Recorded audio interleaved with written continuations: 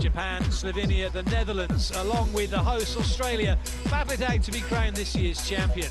One semi-final has been decided. It's time now to find out who will be the second team through. Up next, Japan take on Australia right here on the magnificent Gold Coast.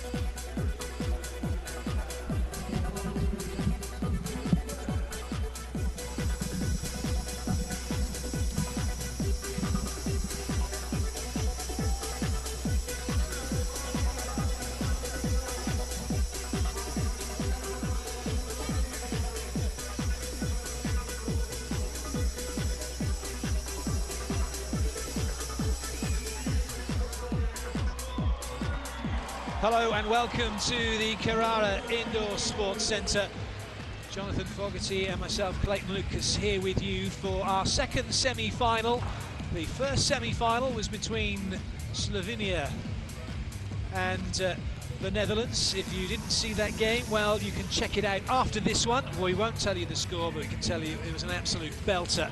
And we're hoping for more of the same here as the hosts Australia take on Japan, a team in the form of Japan who have a win already over Australia in this competition. Absolutely correct, Clayton. This is a really interesting match. They played each other twice in the round, so the results are split.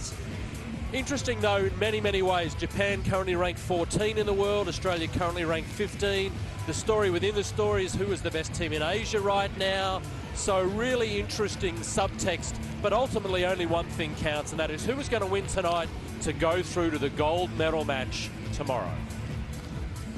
Australia, well, they'll be relying on their mascot and also on the home fans, of which there are plenty here to cheer them on. A special moment as well for head coach Mark Leverdew. First time he's been involved coaching here on home soil, so I know from his point of view, it's a special moment for him. But that aside, he'll be hoping that his team can pull out the much desired win. I asked him that question yesterday in a press conference, what it meant to him to be the first Australian man to coach our senior men's team in a home match for many, many, many years, and he classically brushed it off in his nonchalant style and said it's about the team and the process and all those things. But his dad is here, a life member of the sport in this country. It means a lot to him. So the warm-up has come to an end, and that means there are a few protocols to be observed before we get down to the business of the match itself. We will have the national anthems for both teams, then we'll have the introduction of the referees, then we'll have the introduction of the two teams, and then after that we'll get the game underway. A few notable absentees for Australia, in particular Thomas Edgar, one of the players for the team. He's just finished a season in Argentina with Bolivar, very successful season for him, and although he'll be missed, certainly the Australian team, very talented team that are here. It's all about who is going to make the most of their opportunities, and the captain, Paul Carroll, has absolutely made the most of his opportunities so far. So there he is, the big man, the number 17. So the teams make their way out onto court, and we will have the national anthems from both countries.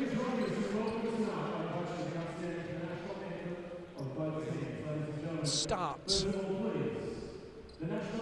with Japan.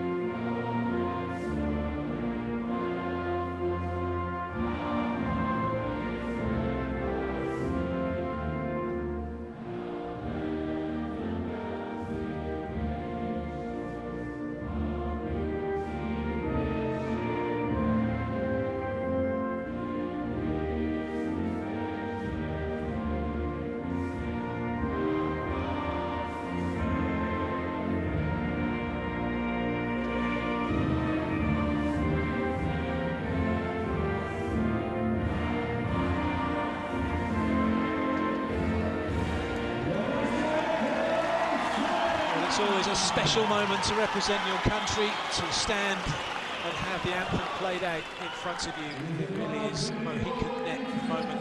For those of you who've been lucky enough to experience that, you know what it's all about and what that feeling's like. That, though, now is quickly brushed aside as the players get ready to come out onto court to represent their country in what is a very, very important match, this second semi-final from the FIVB World League Group 2. Clayton, one of the interesting things for me in this match is how well the Aussies cope with hometown expectation, hometown crowd. Is it a blessing? Is it a curse? We shall see. Referees are out onto court, and in charge today from Italy is Fabrizio Saltalippi. He's on the left of the screen as we look at it now, centre stage. Very experienced and knowledgeable referee, as you would expect for a match of this importance at this level. And he'll be ably assisted today by Canada's Scott McLean.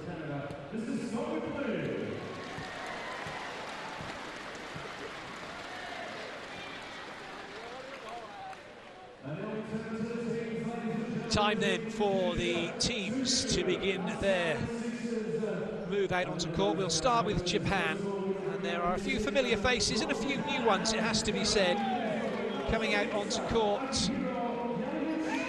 Starting with the middle blocker, number 6, Akihiro Yamaguchi, and then through the outside, Masahiro Yanagida, number 8, and then it's outside hitter Yuki Ishikawa, number 14. Middle blocking is Rihaku. He has Lee on the back of his shirt, number 15. Setting today, Satoshi Ide, number 21. In the opposite slot, it's Issei Otake, number 26. Head coach is Yuichi Nakagauchi, and he will be assisted by Philippe Blame of France, who was involved with the Polish team not too long ago, but now is pastures new in Japan as we have a look through the squad. And now it's time for Australia to come out onto court. There'll be a huge roar as they make their way over the white line. Starting with Beau Graham, number 1, who'll be middle blocking.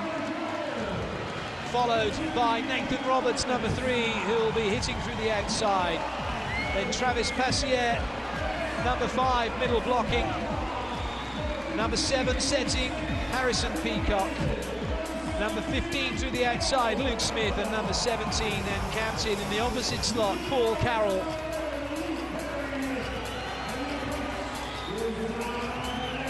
The adrenaline is definitely flowing for the players, and no doubt so too for the coach, Mark Leverdew, in charge on home soil for the first time. The liberos today for Australia, Jordan Richards, number 10, Luke Perry, number 11. Both of them will be involved at some point during the course of this one. So everybody's out onto court. Now the second referees check the rotations, that's all good. Liberos are on. And we are just moments away from the start of this one. Look at that. Oversized faces here. The Australian fans have embraced the Volleyroos over the last couple of years. So pleased to be back in the World League of Volleyball. We've been back for about 3 or 4 years, and every year the crowds get bigger, the oversized faces get bigger, and more fans are being turned on to this wonderful game of volleyball. This is how Japan are starting their lineup. So the setter, Ide, in the back row, 3 front court attackers to go with. And for Australia, they just moved their rotation round 1. So their setter is at position 6, number 7, Harrison Peacock. And again, 3 front court attackers, starting big with options at the net, both teams. Players are ready, the crowd are ready here. It's Japan in red serving, Australia in the gold and green receiving. This is the second semi-final from the FIVB Men's World League Group 2. And it's first points, courtesy of an unforced error from Australia, and the points go to Japan. Travis Passier through the middle. You'll want that first clean, good set. To be fair to Trav, that ball stayed in the hands a little bit longer. Harrison Peacock never really got up above the net. He could do little, unfortunately, on his first attack. Japan are underway.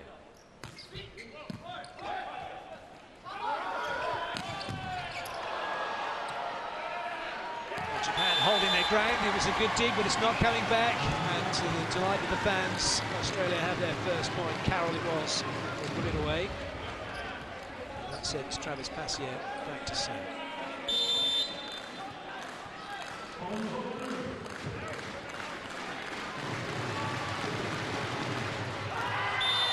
Still maybe just a few nerves for the Aussies at the moment, for the Roos.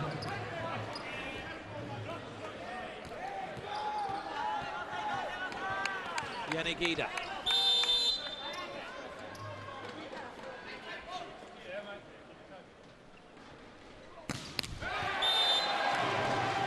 There's always a certain amount of nervous energy, no matter what level, in the first few points.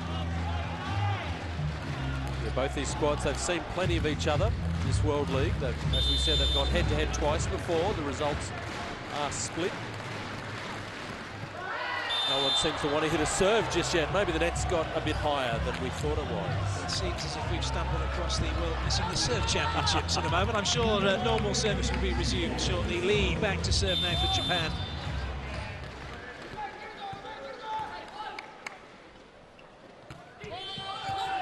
It's a decent serve, overpass, chance here for Japan. It's an unforced error, so Australia get lucky. They're all square once again. And characteristically tentative from both squads. A lot of bravado to start the match, but they've come back out to start the match, and it's been an error festival so far. Let's see who can get into this match properly. Luke Smith. It's a better play. Yamauchi putting that one away. Well, physicality favours Australia. Definitely the bigger team here. But one thing that Japan historically have and always is part of their arsenal is the speed of their game.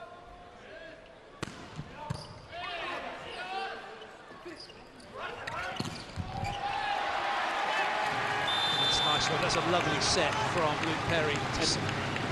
To Nathan Roberts, apologies, Nate. One of the feel-good stories of the Volleyroos this year is Nathan Roberts, the number 3. He's the oldest guy in the squad at 31, a trio of 31-year-olds in the Volleyroos squad. But he's been the most effective spiker of the volleyball, bar only one other athlete in all of Group 2 across all those teams. So Nathan Roberts having a breakout year, the veteran, the journeyman of Australian volleyball.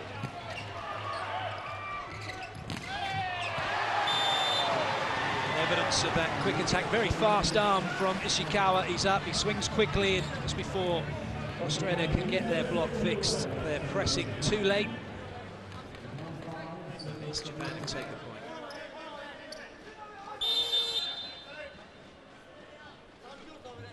Ishikawa once again. Oh, Carroll shut down. Excellent block from Japan. Yanagida closing the door. Cross the net early, closing down the angle. This is a good serving run from Ishikawa. Japan leading by 2. Well, spoke too soon.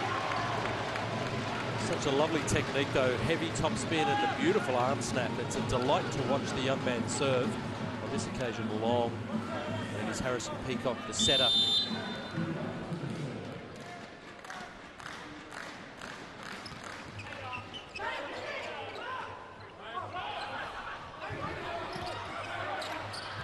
Good up. Oh, that was amazing. Really good employ of the pipe attack by Japan. Tough break for the Volleyroos. The player went down to play the defense. You won't see it in the replay. Lost their footing and they couldn't mount an attack. The free ball was very, very easily dealt with, and the back row attack was perfection. Yamauchi with the serve for Japan.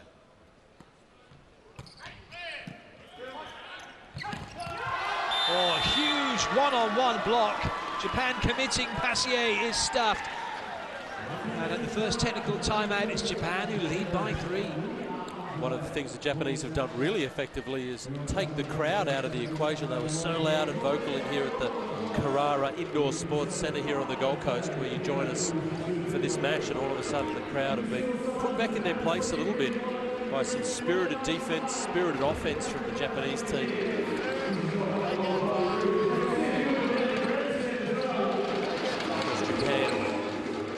kind of snuck into the Final Four. It was between them and China as to who would get the final spot here on the Gold Coast in the finals. They had a close result go their way in their last match. We relegated China to 5th and gave them that all-important 4th spot. Of course, the Gold Coast in Australia, very popular with Japanese tourism. A lot of people from Japan make their home and work here on the Gold Coast. So plenty of Japanese flags in evidence tonight in the stadium.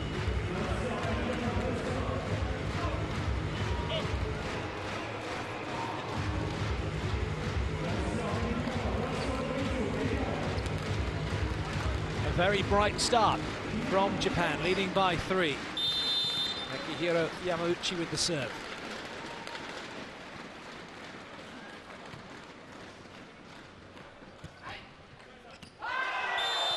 Well, that looked to be in from our position. Head coach says in. Lines judge said out. And the first referee, Fabrizio Sazzalippi, said no, that was in. No arguments from the Volleyroos. Excellent overrule, excellent officiating. No challenge system in place here in Australia for the World League Group 2 finals, so ultimately they can moan all they want. It is unchallengeable, but I think the referee did a nice job on that occasion for 9-5 Japan.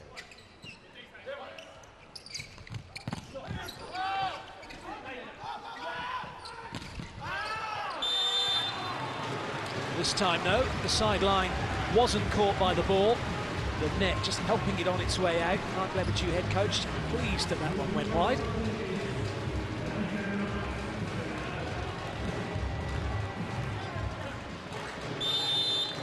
Trademark Nathan Roberts' service action, sticks his chest out,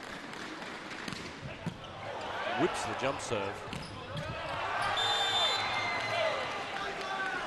Nathan Roberts, an interesting server. He's got 2 serves depending on the mood he's in. I guess he's gone for the heavy topspin jump on serve on that occasion, but also hits the jump float. Good, confident first serve for Nathan. Couldn't get a point for his team though.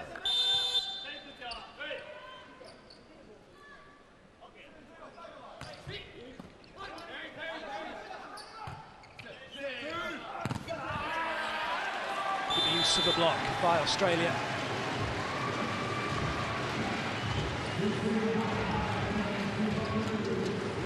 Luke Smith on that occasion, one of the group of Volleyroos that played their club volleyball in Finland. There's a couple of them out there playing in the Finnish leagues, including the setter, Harrison Peacock. Transition opportunity for the Volleyroos. This time the captain, Paul Carroll, bounces back up. You never like seeing the athlete go down on the ground like that. But he leapt up quickly, so all is well from the Australian point of view. 8-10. It's going to be Travis Passier, originally from Toowoomba, which is up on the ranges about 2 hours drive from here. So nice to see him playing in front of his home crowd. Well, it's an excellent ball in. And as a result of that, plenty of options for Japan. They went quick to the middle, shoot ball. An instant side out.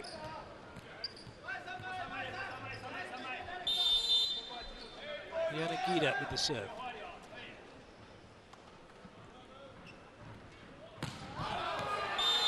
Nice lead by Australia. Pressure off. Points achieved without having to work for it. I asked the Japanese coach Yuichi Nakagaichi in the press conference yesterday what he wanted the most out of his team this weekend. He said simply, I want them to have fun, which was a very un-Japanese and unexpected response. They look like they're having fun right now. Well, that was a super hit from Ishikawa. Just set up the cross court, drew the block inside and gave himself the line, but just hit over the top of his shoulder. Really important for those of you that want to develop a good line shot, fix one, go the other, but hold that position. So many times you'll see players over-rotate and then hit the ball out down that sideline. Japan unable to capitalise on that with the unforced serving error. 2 in a row now from them.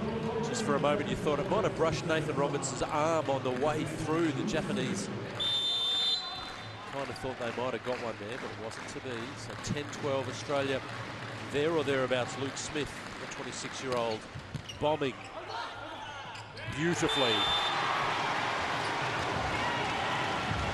Naonobu Fuji's the back row setter. He's not allowed to go up and block this. He couldn't jump high enough to stop it from going over the net, but now he has to get out of the way. Otherwise it's an instant fault and an easy block for Australia.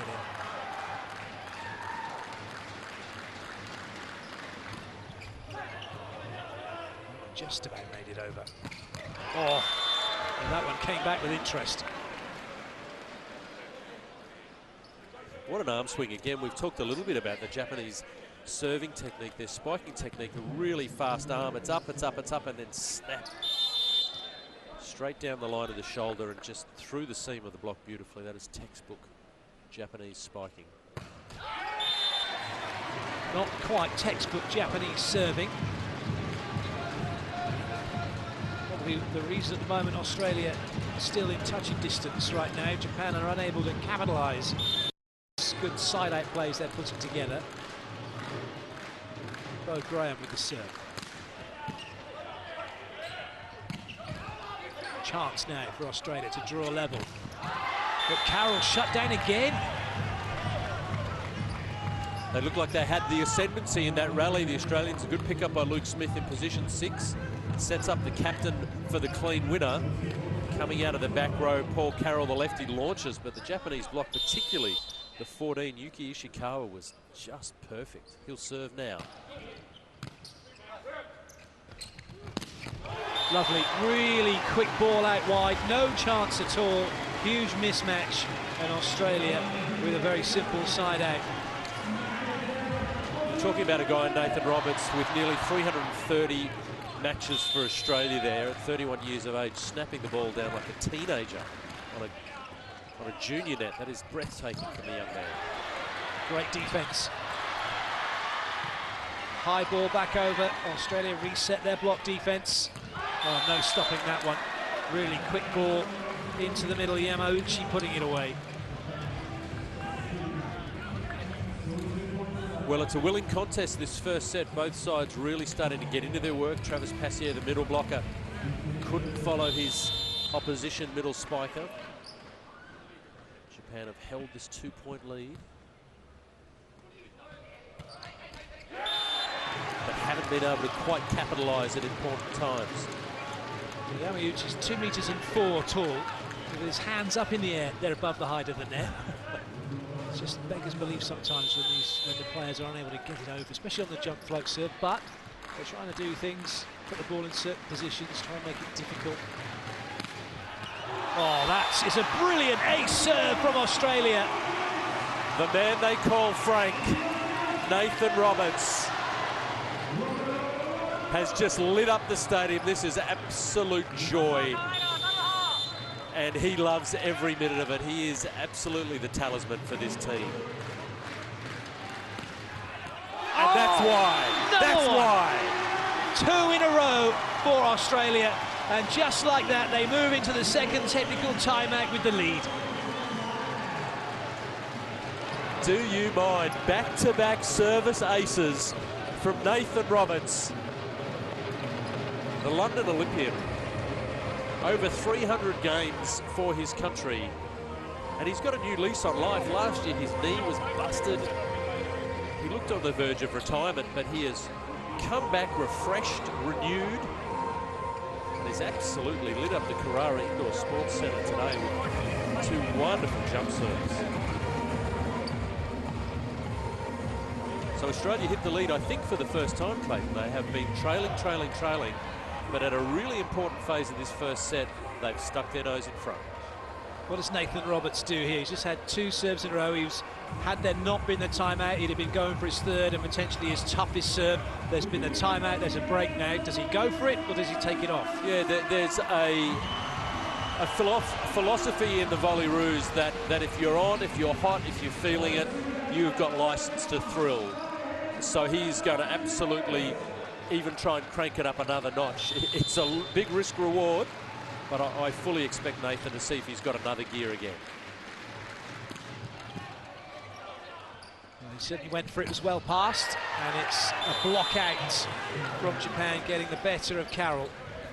Japan leveling the score. That technical timeout came at quite a nice time for Japan in the end.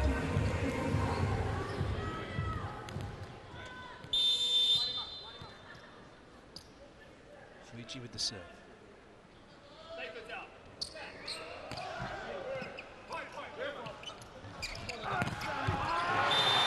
And once again, Australia with that quick ball out wide. No chance at all for Japan's middle blocker to get out and help the outside blockers. Harrison Peacock, the setter, doing some nice work. That was the previous block from Paul Carroll that went out, but Harrison Peacock largely unnoticed in this first set, but has given some pretty good service to his attacking players. Travis Passier won't be happy with his second service error in this first set. Passier yet to get into this match. He'll be in negative numbers for his stats right now.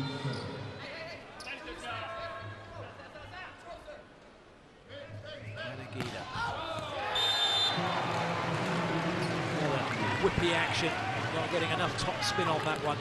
Yeah, interesting technique on Yanagita. At the last minute, he kind of turns his body almost 45 degrees to the court. He's hitting across his body. It looks hard for him to get the ball down with that technique. Another fast arm. What this does for Japan, that quick arm, they can change the rhythm of their hitting.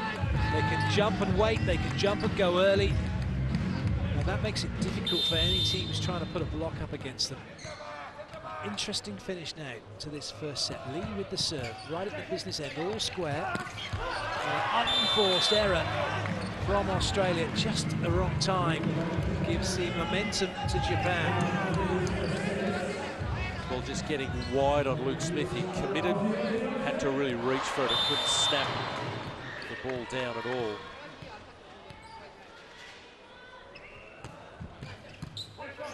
Nice ball in. And a bit of 80s volleyball from Australia, and they'll get away with it. The throw has come back. Not the crispest of contacts from Nathan Roberts, but tomorrow's stat sheet will show a winner for the number 3 from the Volleyroos. You want to put it down hard. Your ego dictates you'd love to crush that ball, but you know what? He's so experienced. The ball wasn't there to be snapped, and he got the job done, and that's experience. Sadly, the serve from Luke Smith couldn't back it up. Just when Australia have had an opportunity, they've kind of let it slip. Japan 2019. We go to 25 points.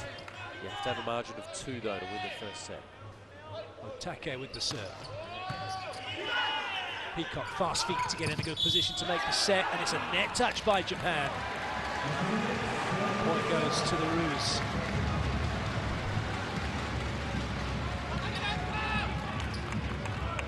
So Perry, the libero, comes off. Travis Passier, the middle blocker, comes back on. So let's see what Beau Graham, the other middle blocker, can do from the service line. That's a great serve. Japan under pressure. Free ball back now for Australia. Oh, that's a great dig. And it's a great block as well by the smallest player on court for Japan. The setter, Fuji, makes the block. Well, he won't enjoy the replay, Nathan Roberts. He got picked up the first time, and then, as you say, the shortest player shuts him down. So a handy save from Japan to keep them in front, 21-20. Forced error from Ishikawa, so a bit of a breather for Australia as Peacock goes back to serve, and that brings Carroll into the front row. It's Australia's biggest front row now for the next 3 rotations as well, just what they need right at the business end of this first set. They get their block to work. A decent touch, they might be able to get something here, and they have done. Block out, and Australia move in front. And that's experience again from Nathan Roberts. He got blocked before by that blocker, so he turned the ball, tooled it off the block. At no stage was he trying to hit a clean winner. He knew that he had a height advantage and could really work that very well. So Australia 22-21 brings the crowd back to life and a 1-point lead. Super clever from Frank, just tooling it off the setter, Naonobu Fuji.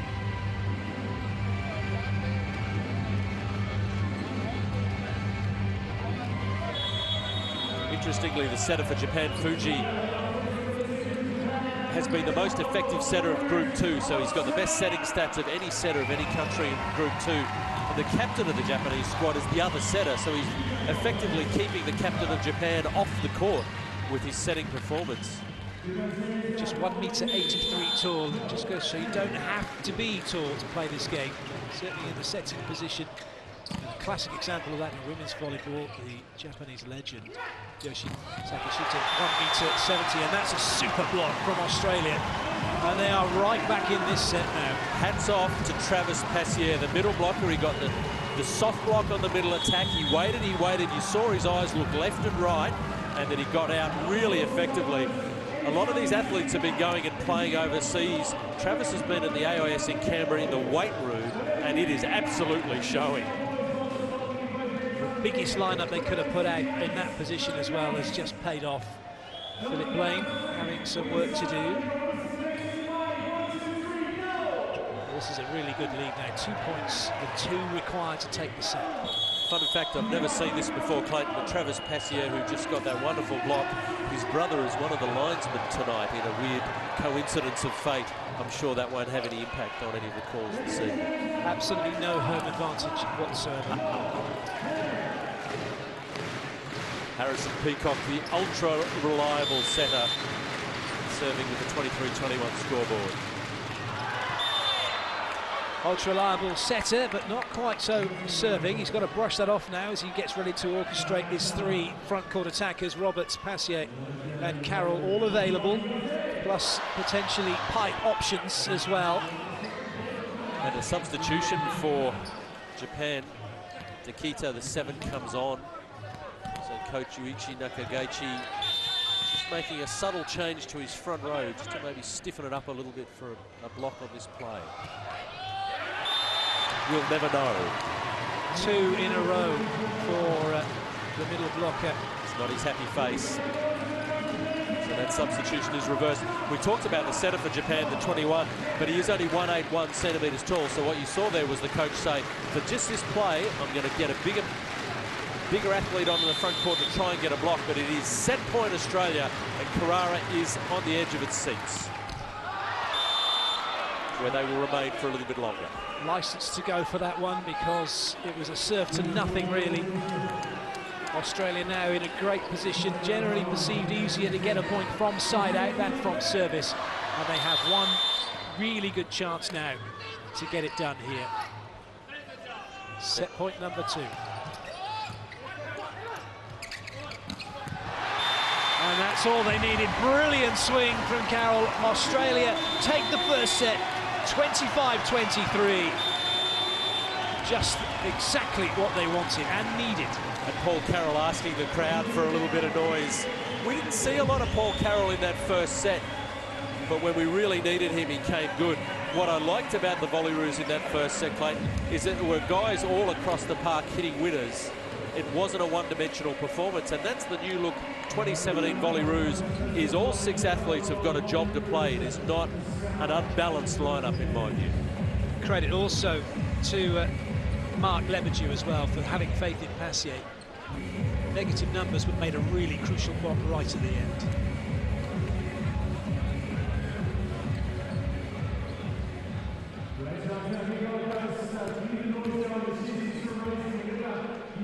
So the perfect first set score really. Bit of a nail biter for Australia, a few unforced errors. Players not quite firing on all cylinders, however, getting the job done 25-23. They'll be full of confidence now going into the second set, and it's Japan with all the work to do in order to get back into this one. Probably too many missed serves from Japan, all in all. And then the weight as well of the attack from Australia when they got themselves in good positions was telling. No, really solid start. Both teams, Japan absolutely sparkling and had some really good moments.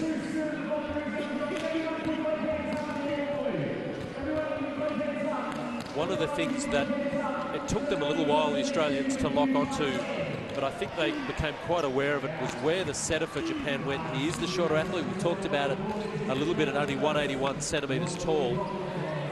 And so Harrison Peacock, who's a very astute judge of the game, kept an eye on his opposite setter and often directed the attack to where the setter went to try and give them an attack advantage, and it certainly paid dividends in that first set. Let's keep an eye on that as the match unfolds, if they keep setting the ball to where the Japanese setter is blocking. A couple of interesting things. You have a look at stats, and they do say there are lies, damn lies in statistics. But when you tot up the scores for each of the teams, we have a look at the highlights from the first set. Japan made 4 blocks, Australia just 1. However, Japan made 11 errors, Australia only 8, plus a couple of aces for Australia as well. But certainly one thing that Japan did very well was that commit blocking right at the early part of that set. Add into that, they ran their middle very quickly. Example of that going through and just getting past Passier. But it was the big serving. That little run from Roberts really got Australia back into that first set. Yeah, it was a really important time, wasn't it, for the boys? And you know, these guys as a squad, yes, Paul Carroll's the captain, but you know, Nathan has got this weird kind of aura about him, and he leads the way in so many ways. He's a quite unassuming man, but boy, he does great.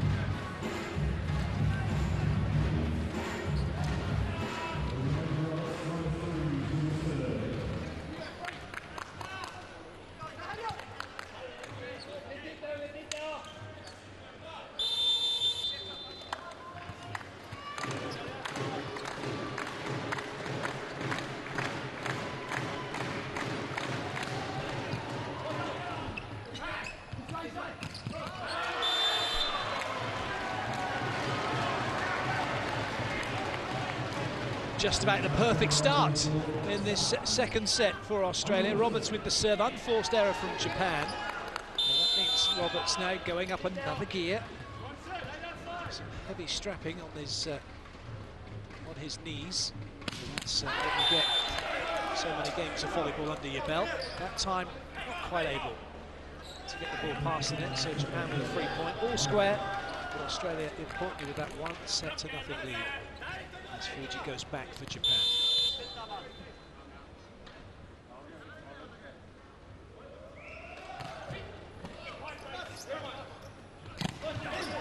Cover from Roberts. He was looking to come in on the pipe. And a good finish from Smith. But Harrison Peacock, with the disguise on the set, he drew the middle blocker himself, which gave the one-on-one for his outside hitter. But he's in the back row. You watch the blocker commits on Peacock, has no right to, and Luke Smith's in a one-on-one situation. They're blocking the backcourt setter, and that's a little brain fade from Japan. Still not quite happening for Passier at the moment. He's had one brilliant moment. It's a pivotal block in the first set, but that's all he's done so far. He'll be a little bit frustrated with his serving at the moment. So Japan, no changes to their lineup, nor Australia. So the Volleyroos unchanged from the team that took that first set. Nice jump serve down the line. Speeding up the arm for Japan. Well, this is a difficult one for Smith. He's got Graham in front of him. Middle blocker, just obscuring his view a little bit. He's got a small lane to work with. Roberts getting turned by the ball. Smart play, keeping it in play. And Carroll just took an extreme line, and that meant that well, Graham had a little bit more ground to make up to try and get out wide, and there's a gap that Japan exploited. You almost want to see Paul Carroll as the outside blocker there. He knows that his middle blocker is probably going to struggle to get him to close the seam off. You almost want to see him give the line up and almost step in a tiny bit more to give his middle blocker a chance to close the block up. Almost say to the hitter, the line's there if you want it. And a perfect serve to back it up from the 8. Masahiro Yanagita has absolutely laced one. Not surprisingly, he's been the best server of all nations in Group 2, leading this whole tournament with 20 aces up until the final series. So he is, folks, right there, the best server of all of the nations that contested Group 2, and that is a very, very good display of his capability. Right, Leverdew taking no more chances. He's called timeout. Australia 3 behind.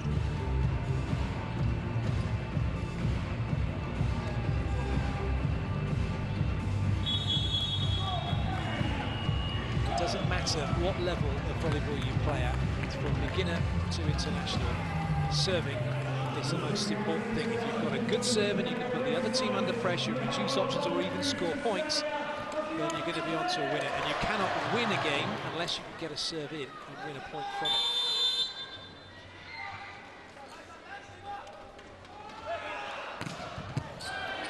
Serve. No middle attack coming, and Smith wasn't quite sure. That's hit the antenna, and it's another point for Japan. Yeah, he's really on a run now. He's absolutely found his groove. The timeout was called to try and take him out of his momentum or his groove, and he's come back out and absolutely wailed on another one. So this is a clinic at the moment. Masahiro Yanagita is in the zone and hitting the ball very pure right up until that exact moment. Well, that's a great lead from Luke Perry. Very little time to judge that, making split-second decisions as to whether it's in or out. Perry, the libero in the light-coloured jersey, for those who haven't seen a lot of volleyball, they are a defensive specialist. They're allowed to come and go in the backcourt. They're not allowed to play in the net. They're not allowed to spike or block. Luke Smith, however, can do as he pleases. The overpass dealt with. Smith making sure it didn't come back. Australia back to within 2. Again, the back row setter, got to be careful putting the ball too tight to the net. Carroll with the serve. And a bit of a wild one from him.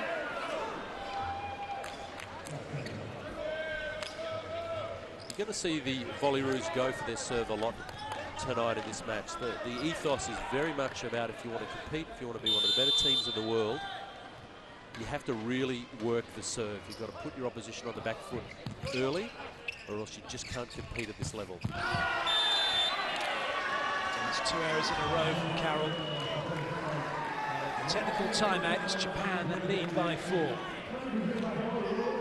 Talking of technical, a couple of issues with Carroll. He's a big lad, big arm swing, but those 2 errors from him, his non-hitting hand is lost behind him.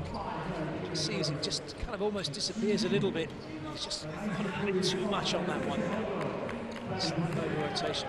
There's fine margins at this level.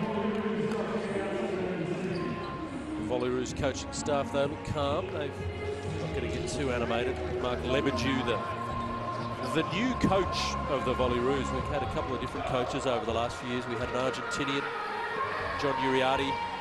Then we had an Italian in Roberto Santilli.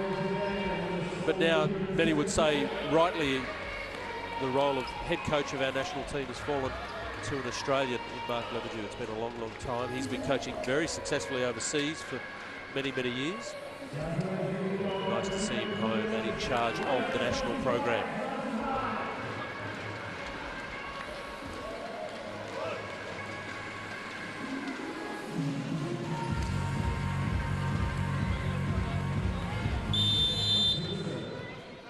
Lee with the serve for Japan.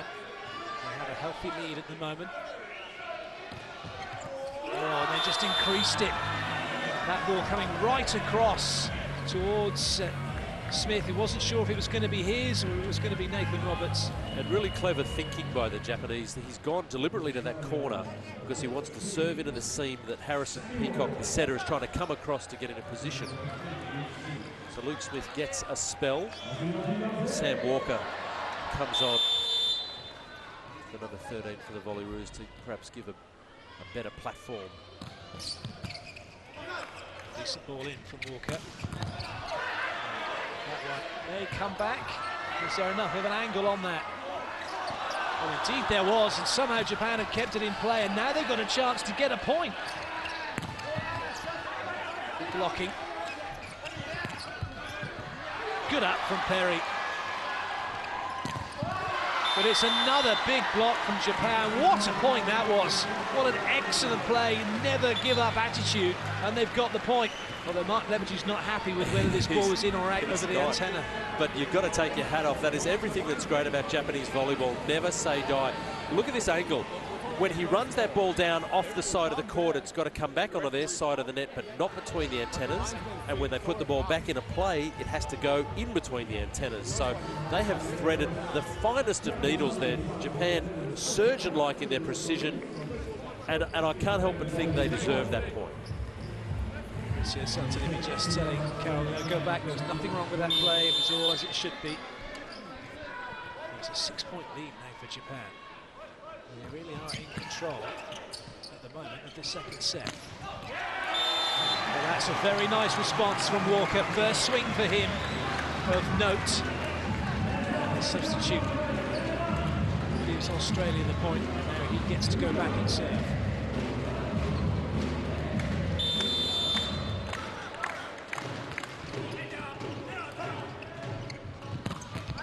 Wow. Another big swing, another good change-up as well, showing cross-court and swinging to the line. Sam Walker, the 13, just going back to him for a minute, is not a bad substitution to have. He's in the top 2 or 3 in this Group 2 of the World League at serve reception effectiveness. So he's had an outstanding season in the World League in serve reception. So he's not a bad guy to bring on to steady the ship, as it were. Just not quite happening for Australia with their block. They're getting it set, but on that occasion it goes out of bounds. Bo Graham doing a nice job trying to turn his shoulders at the last moment to project the ball back into the Japanese court, but couldn't get enough of it. So Japan starting really well in the second set, 12-5. It's going to be a transition ball again for the Aussies. Oh, Roberts somehow finds a winner. So often you see a player put their hand up, you think tip ball, you think short, and Japan thinking that he's gone long, and it's a really good play from Roberts. Watch him delay. He waited as long as possible. Caught the Japanese defender coming in for that short ball that you talked about, Clayton. Bo Graham from the service line. That one won't stay in play. Nice combination attack from Japan. They get their side out. That's really pretty much what the game is now for Japan. It's got to keep their side-out game going. More of these, and it's going to be difficult for Australia to get back into it. Ishikawa with the serve. Good pass. That's a great dig.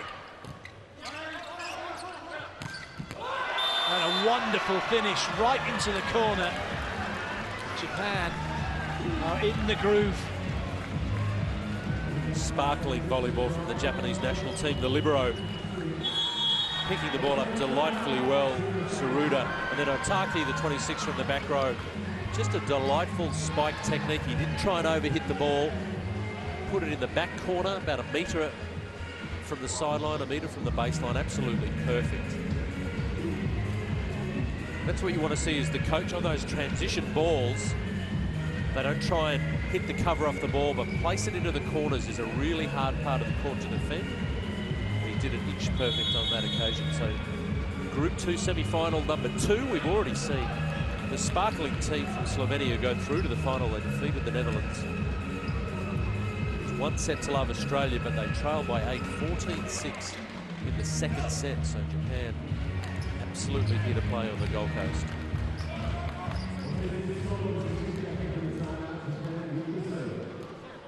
Ishikawa looking to cause trouble again with his jump serve. Not this time though. Good ball in from Walker. Peacock finding Roberts, and Australia take the point. Again, just a really clinically perfect play. Serve reception was solid. Peacock gets his hands up nice and early. Roberts with a split block does his job well. Peacock looking to hit the front court swing hitter. Tip ball nicely picked up by Peacock. Oh, nice swing from Walker. He's come on and he's enjoying his time on the court. Really clever from Nathan Roberts. He knew that the setter was in position 1, Paul Carroll was in 2, but Peacock was in his way. So on that transition ball, he's gone to the pipe. Really clever to pick out the guy that was well set and ready for a swing. I don't think Carroll would have been able to get his footwork in the position to get around the setter who was on the ground. Peacock once again down that line at the front court swing, and that's an unforced error, but it's a net touch. Passier saying I didn't touch it, Roberts saying I didn't touch it. Scott McLean, the second referee, saying yes you did. Passia doesn't like it, feels he didn't touch it. And as ever, Lebedew passive, says nothing. Why can't we just take their word for it? They never think they've touched the net, the athletes. Well watched from Perry.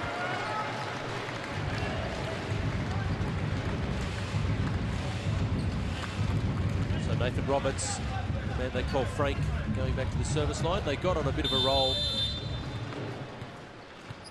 on his serve in the first set. It would be a timely moment for the Australian number 3 to get on that hot streak again from the service line. Once again, Japan siding out and using that pipe to good effect. Second technical timeout, Japan leading 16-9, trailing by 1 set to nothing.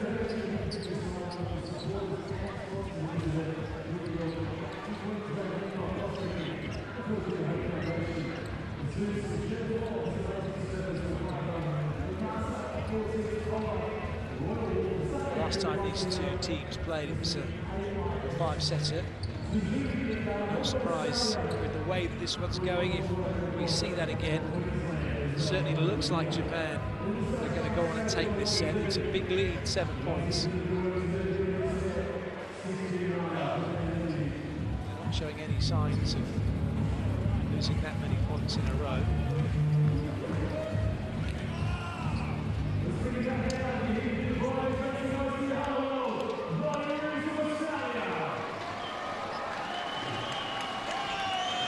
Really good support here in the stadium for both nations. Lots of Japanese flags, lots of green and gold.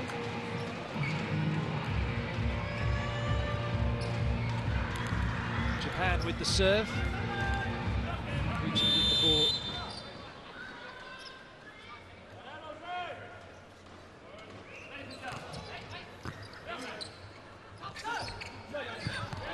Good work from Carroll. Just using his long levers to make sure that one went over. Australia have the side out. We're going to see a substitution. Trent O'Day will come on for his first foray into this match. Travis Passier will get a spell from the service line. So O'Day, the number 8. See if he can bring something a little bit different. Passier yet to get a serve in, so it's O'Day gets his opportunity. He's done exactly what he's called on to do, which is get it in, make Japan work. Oh, it's another touch. But it's against Japan. And there's a sigh of relief from Bo Graham, who thought it was him for a moment. Just for a moment. Yeah, the Japanese spiker lands and then penetrated in a big way under the net. The athletes not allowed to come across that centre line. And caught the net as well, so the second referee could have picked a number of indiscretions there. Oh, please. Samuel Walker has absolutely monstered that ball, and Bo Graham's letting him know this is going to look delightful. Not in my house. So just like that, Australia have got themselves back into this one when it looked as if this was a set that Japan were coasting, really, but Japan taking no chances, called. Well, they haven't had a call. But even that timeout, Japan there, only 4 in front. Japanese coach Yuichi Nakagaichi at the helm of this team as they go towards the post-Olympics in 2020 in Tokyo himself. Nakagaichi actually appeared at the Barcelona Olympic Games in 1992, so he knows what it's like to be part of an Olympic team as an athlete. Japan, obviously, as host, have already qualified a spot for 2020. Back to matters of the present day, O'Day for Australia.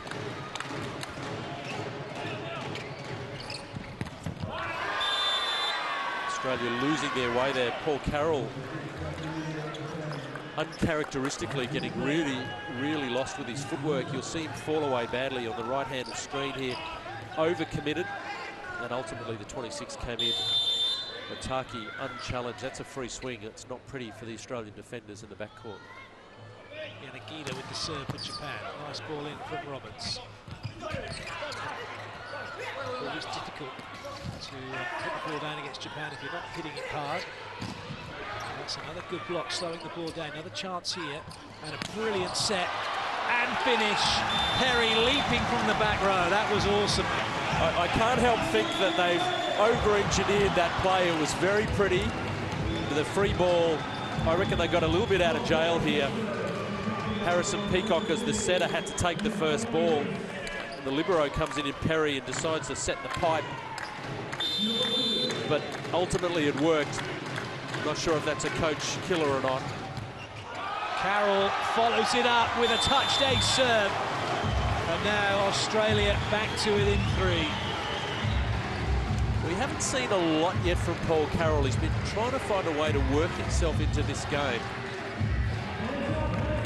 He's been one of the most effective players of all the nations in this Group 2 leading up to here, so he's played some great volleyball.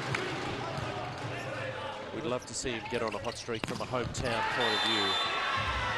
It's a decent enough serve because it stopped Japan running the middle. Outside was the only option. Set her off the net, but Australia not finishing, not closing out that block.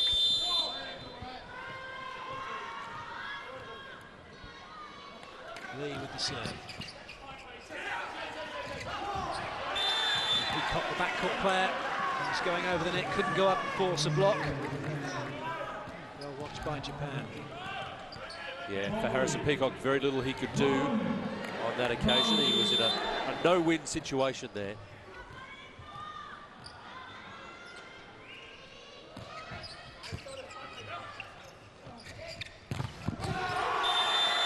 Carroll finds a way through.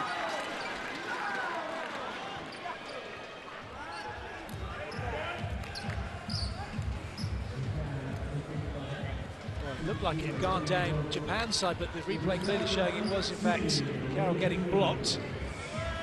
So interestingly, Mark Lebedew makes a change, brings the captain off, brings on Lincoln Williams, another left-hander, so a left-hander for a left-hander in the number 18, Lincoln Williams, for his first foray. I would imagine either Nathan Roberts or Harrison Peacock will now be the on-court captain. So Lincoln Williams in his home state. His first foray into the match. Really well watched Sam Walker. He left that decision very late, but ultimately perfectly.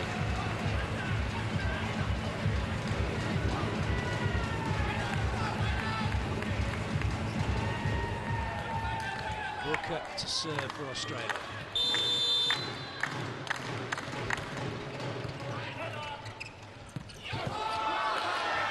Japan going quick. It wasn't hit particularly hard, but it was the speed of the play. And they have their side out.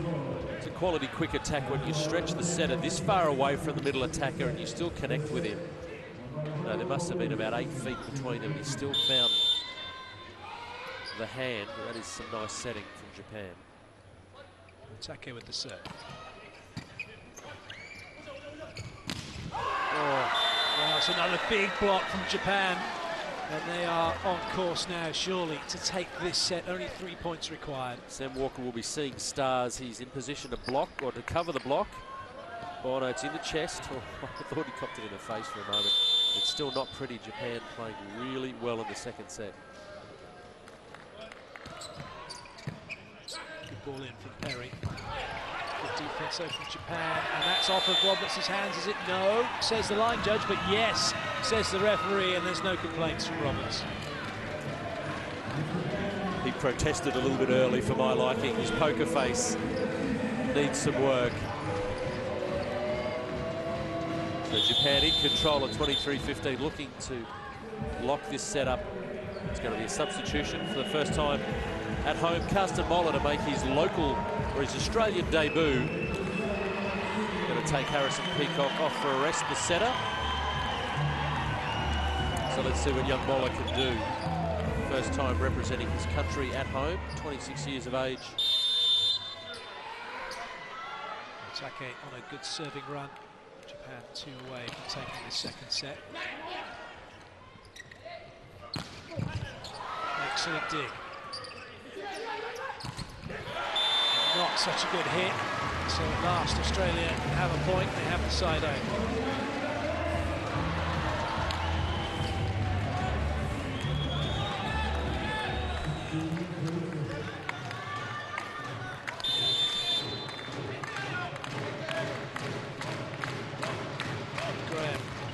big jump set. Well passed by Japan.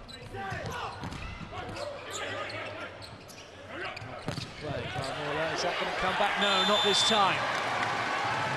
There's still hope here for Australia. Good response by the Volleyroos. They were under pressure. It wasn't pretty. They had to scramble. The ball hits the tape. Moller gets the ball somewhere for a set to come up, and Lincoln Williams, his first winner of the night, will give him a bit of confidence. Substitution by Japan. That's right. Change for them. Onto court comes Kuriyama, number 9. Setting duties in that. Well, one to forget. We'll go Graham and set point now for Japan.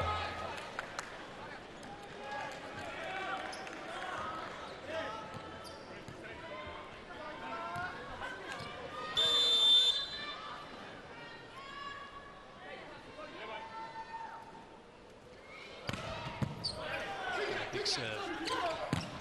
Well, that's a big hit and a really good response from Australia. Got such powerful shoulders, Lincoln Williams can really wind up, and he put absolutely everything into that ball. Set was absolutely perfect. The Japanese defensive position was pretty good. It just had too much power. So 1 set point saved, 7 remain, however. And that's it. Japan take the second set, 25-17. It's 1 set apiece here, all to play for.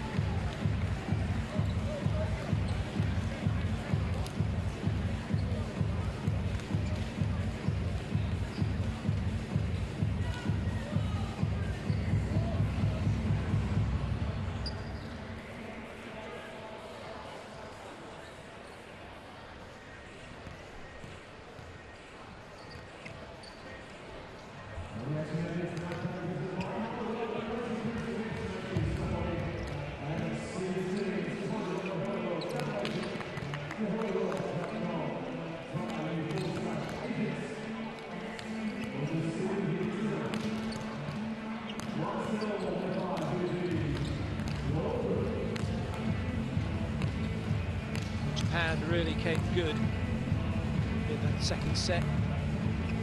Very few errors really from them as we have a look at the highlights from the second set.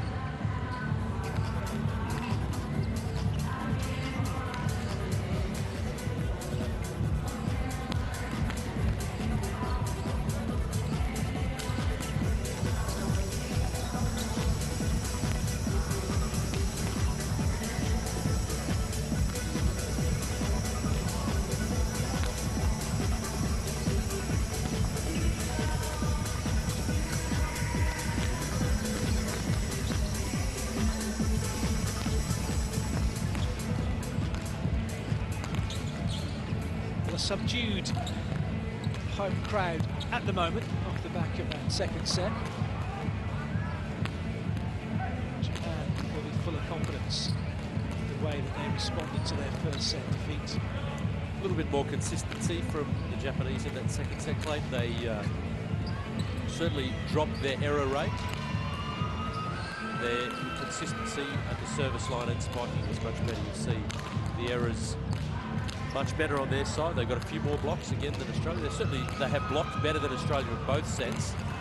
They certainly served better in that second set than the Australians, and that really reflects on the scoreboard. So a better serving, blocking, and less error-filled set from Japan, and that pressure tells in a comfortable second set at 25-17.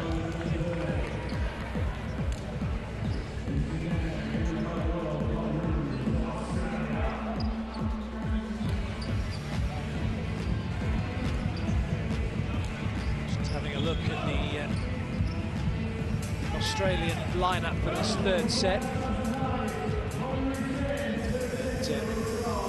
Sam Walker keeps his place on court.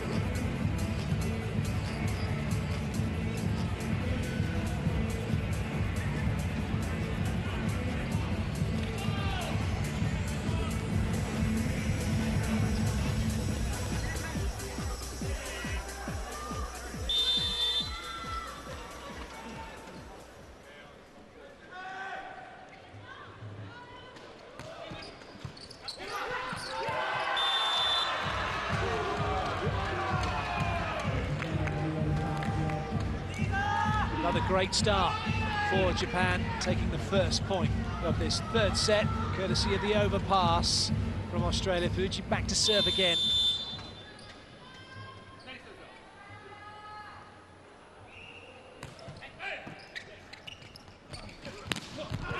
That's better. Roberts finds a decent angle cross court.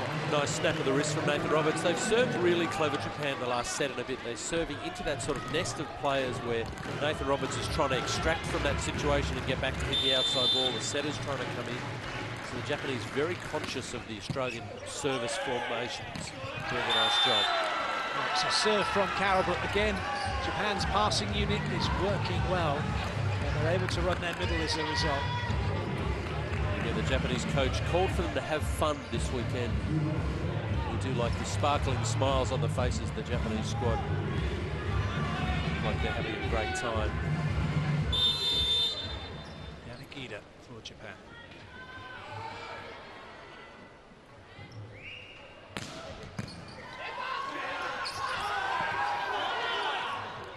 Japan not happy. Backcourt setter felt the ball was on their side. And they're still complaining, but it's Australia who take the point to level the score. Yeah, they won't be able to reverse it, so the replay will be really interesting. Harrison Peacock coming from the back, and he did look like he got a little touch on that. He has no rights to the ball that's already over the net when he comes in from the back row like that. Roberts with the serve for Australia. It's a good serve. No middle coming, has to go wide. Well, Bob Graham puts the block up, but as you see quite often at this level, the blockers go up, put their hands across, close their eyes, and then have no idea where the ball's gone as a result once it hits them. Always had a coach used to say to me, Clayton, it doesn't hurt any less with your eyes closed. Human nature to close your eyes on that moment of impact when the ball spiked in your hands or arms. Walker looking for the line, a little bit tricky going on that left-hand side as a left-handed player. It's an unforced error from him. It's hard when the ball gets low for the left-hander in position 4. He can't really do a lot with it. He looked really sort of bunched up when he was trying to hit that ball down the line. Lee with the serve.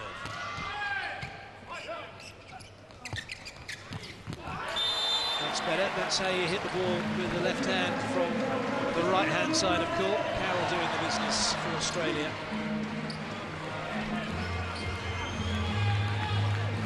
Australian fans hoping for a big third set from Paul Carroll, the captain, who got dragged late in the second set by Mark Leverdew, so no doubt he will be keen to assert some authority on this match. Forced error from Graham, trying to find an ace serve.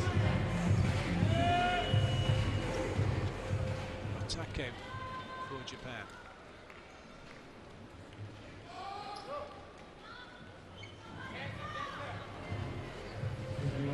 Not happy with the score in the hall. It's showing as 4 apiece. Japan, as it shows on the graphic, should be at 5-3. Just some modifications to be made, modifications to the equipment.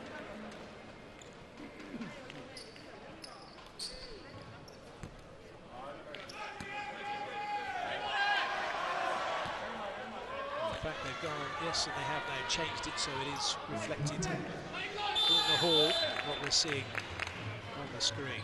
Atake for Japan. Good lead, easy lead for Australia. So just to confirm those lineups, the only change made by Mark Leverdew to start the second set was kept the 13 Sam Walker on instead of Luke Smith, who did start the first and second set. So Sam Walker the 13 came on late in the second and performed well, so he's earned a starting spot for the third set. And earned a bit of a tattoo on the chest there. He's standing very upright in position 4, that hard-driven cross-court spike from Japan, bouncing off his chest. We've seen him get hit in the chest a few times tonight. Ball moving so quickly, it's very, very hard for the players to respond in time. Big serve from Ishikawa. Perry does well to get anything on it. That's quite tight to the net. In fact, free ball now for Japan. Chance now, though, for Australia. Carroll can't get full control of the ball himself.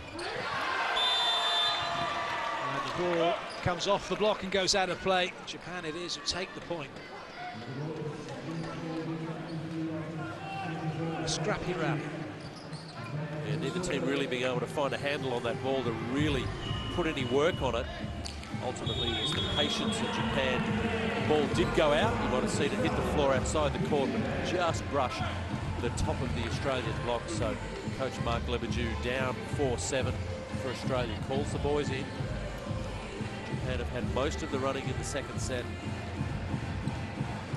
Certainly have the better of it in the third.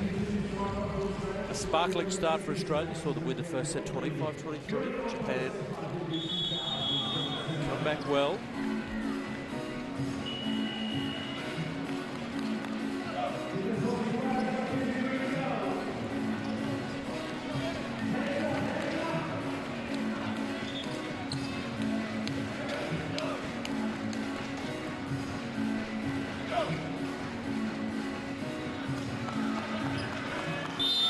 Crowd in tonight here Saturday night in Australia on the Gold Coast.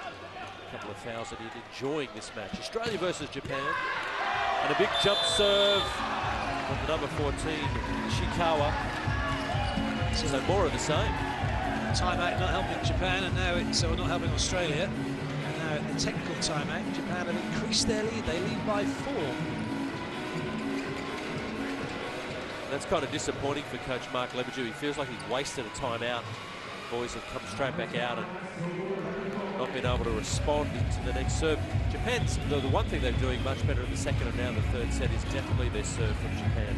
They seem to have dialed it back ever so slightly, but really placing the ball well. And that style of serve from Japan is as heavy with side spin as it is with top spin. Make it very hard to serve receive. The Australian coaching cohort, if they had any hair, they would be pulling it out.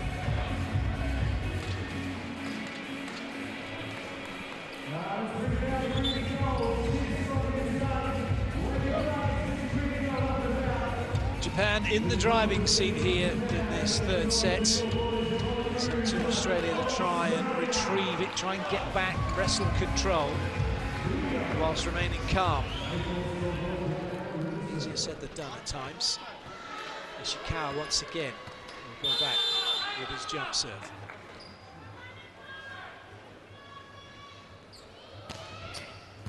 Taking all the pace off of that one. Still Australia struggling a little bit.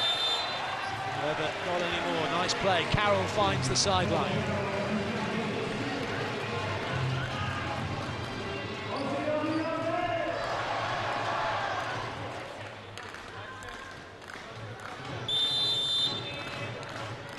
Walker with the serve.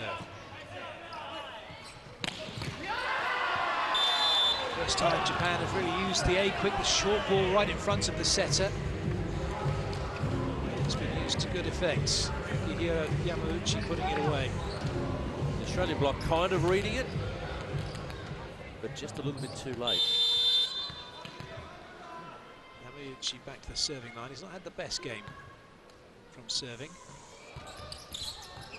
Just about crept over.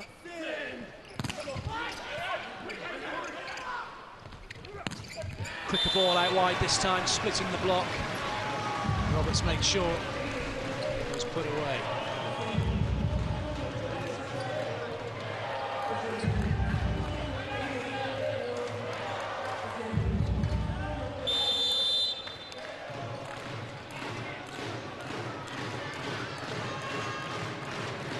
With the serve.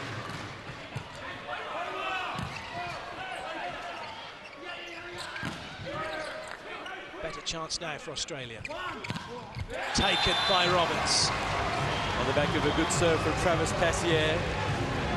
We've been a little bit critical of Big Trav, but that put the Japanese on the back foot from the start. The soft block gave a transition opportunity, and once again, the fast ball out to the stick gives Nathan Roberts a chance to snap it down in that trademark fashion. Travis again for Australia. Oh. Well, this time, the shoot ball to the middle doing the business. And Lee having no trouble at all putting it on the floor.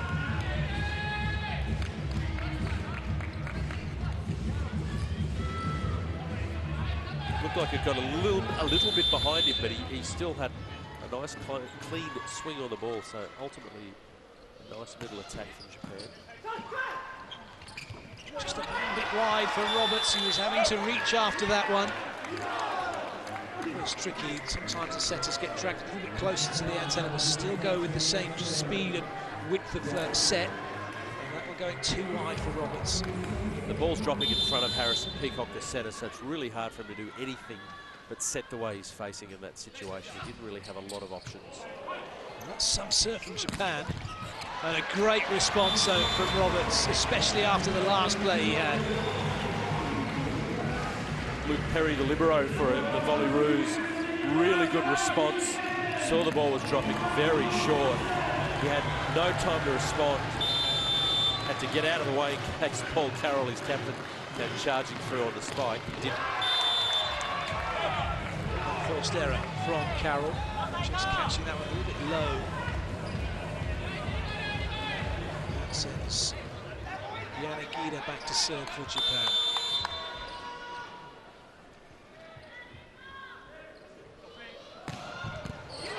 Absolute rocket of a serve from Yanagida. We talked about him in the previous set as being the best server of World League Group 2 this year. I see no evidence to change my mind. Statistically, he's been the best server. He's hit more aces than any other athlete. And his form continues deep into this semi-final. This time the ball's dealt with, and it's a free swing through the middle for Graham. A warm-up hit. It was really nice. The Japanese rolled the dice there. Bo Graham hasn't seen a lot of opportunity, so they kind of zoned out on him, and they looked over at Paul Carroll with their eyes and didn't realise that Bo Graham came through. Harrison Peacock for Australia picked their pockets on that occasion. Roberts with the serve. The sting taking out of it by the top of the net. Chance here, though. Carroll with some work to do.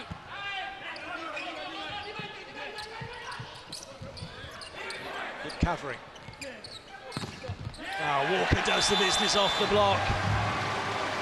Excellent point for Australia. It's a big point, back-to-back points for Australia, which they really needed. They scrambled hard, and ultimately Walker, with an intelligent play, the set really wasn't there to be hit. We may not get to it in the replay, but he actually had to adjust and hit it just high off the hands. A clever hit on a ball that was getting away from him. Now a bit of pressure here for Japan. Mark Lebedew has a little look down to the lines judge and the second referee giving him what for, because they didn't agree with the way that ball was played. But unforced error. Australia have the point. No one was in a better position than Mark Lebedew to make that call. The Japanese got away with it, or did that beautifully in the second set, but perhaps not on that occasion. The ball that goes out of play, they are allowed to make a play at, but it has to travel legally back across the net. It'll be really interesting to see where he goes. The question that Mark Lebedew is pointing to is if that ball has travelled inside the antenna when it travels across the net and he plays it from an out position, that ball's a dead ball. He's not allowed to play that ball. Second referee adjudicating that it was a legal play. For those of you perhaps new to the game, thinking why are there red and white poles above the net? Well, they're an extension of the sideline vertically, and they go up infinitely. You have to play the ball inside them for it to stay in it. As you quite rightly said, that ball goes inside the antennas and then out of play. That's it. You can't even go chase it down. But if it goes outside them, you can bring it back outside them and carry on. Roberts with the serve. Australia on a roll here. Sam Walker touches the net at a crucial time, unfortunately. Just over-eagerly pushing in with his right hand. He thought he had a really good read on the spike, but I think he did. But watch that right shoulder from Sam Walker. He gets over-eager, reaches in, touches the net on his way down. Lee for Japan. And gets absolutely monstered on the way back. A little bit low and inside, and Walker not adjusting to that fact.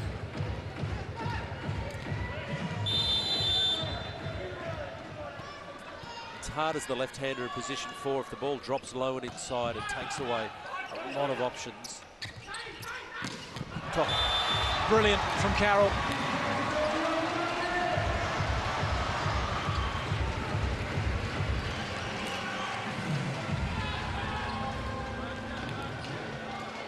Sends Bo Graham back to the service line. He's got a decent jump serve when he gets it going. That will do nicely. Bringing setter off the net, but somehow they find a gap in the block. Passier and Peacock unable to shut them down. And at the second technical timeout, it's Japan leading as they were by 4.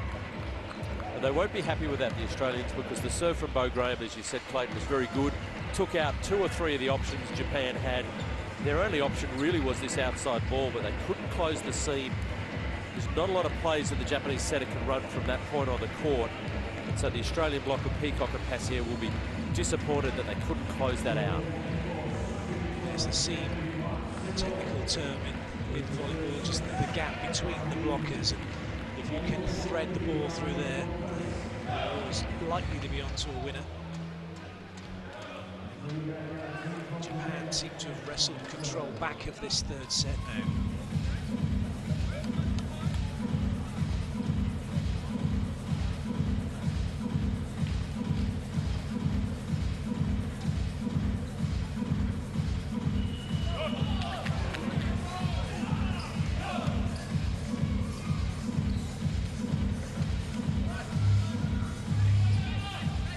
Say Otake with the serve then for Japan.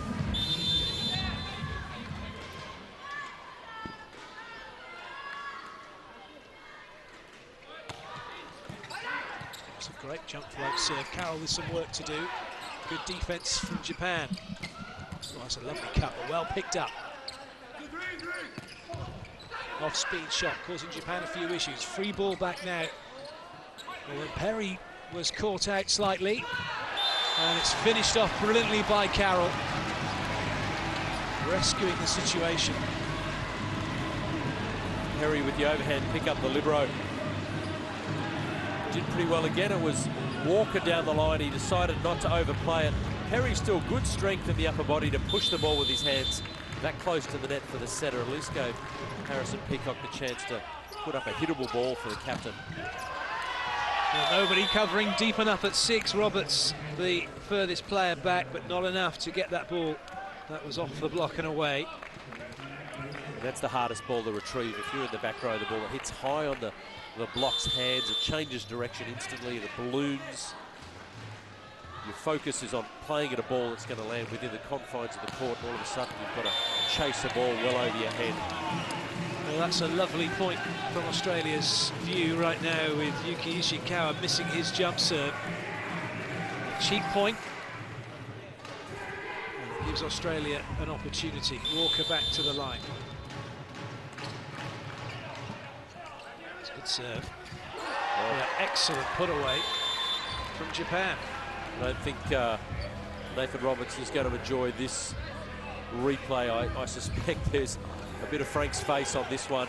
Watch the far left blocker from Australia right off the melon. Luckily, it's his head. He doesn't use that very much, so he'll be fine. Yamauchi for Japan.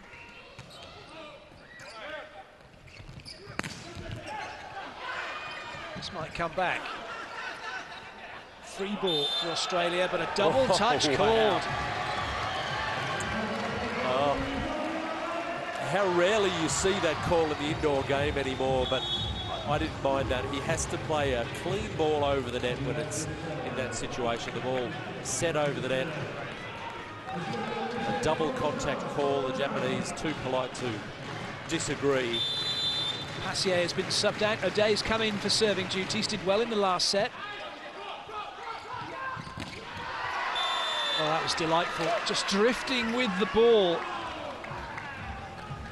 Yanagida with an excellent swing. When you see the outside hitter float and then turn their body like this, it actually gives him so many options. Can I hit it sharp cross court, or can I cut it down the line? We've talked about before, really hard to read where he's going to spike the ball. Excellent technical skill by the Japanese spiker. Japan now moving into a strong couple of rotations. Fuji in the back row. That's a lovely side out from Roberts, finding a gap in Japan's block.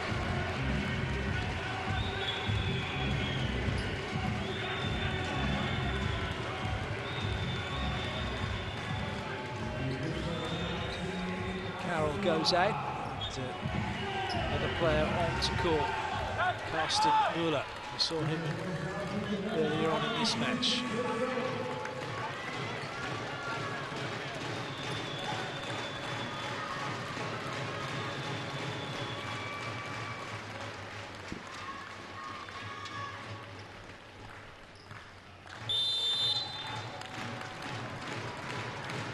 Müller with the serve.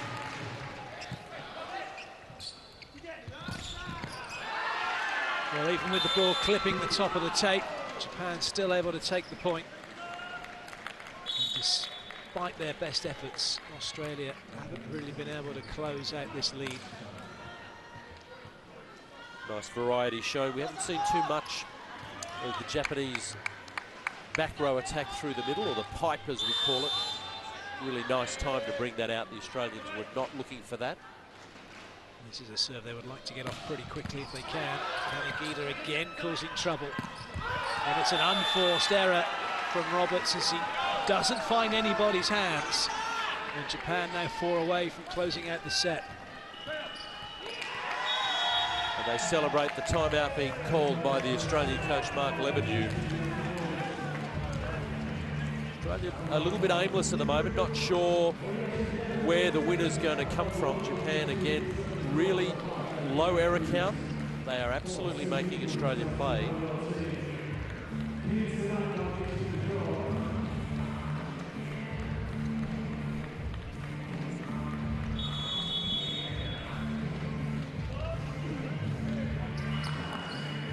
It's not necessarily the weight of the serve from Yanagida, it's not the impact in the ball, it's the speed of what he's doing and his ability to pick a spot and get there quickly before the passing unit can really make anything of it and make a change. And they're only using 3 players. It just makes you wonder whether or not it might be easier to bring Carroll in and just give 4 shorter lanes so they don't have to move so much to deal with this serve. Another cracker from Yanagida. But a brilliant finish from Carroll. And that's one of the reasons why they don't, because it does free him up to be the go-to player when everyone else is out because of the serve. Yeah, it's such a pressure relieving role that he plays in that back row position. If all else goes to custard for the Australian offence, they can release that high ball to the back row. It's good night nurse more often than not. Roberts, what's he got? Well, that one's not found the sideline, but it caught the block. In fact, the referee's giving it as in. Line's just set out. Referee says no, it's right under my nose. I can see that's in. Japan take the point. He's actually been very good tonight. That's some good officiating again. He's got the best seat in the house for that call. He's got the confidence to say it was in. Lead for Japan. 3 points required for a 2-1 lead. Nicely finished from Carroll. But they need a serving run now.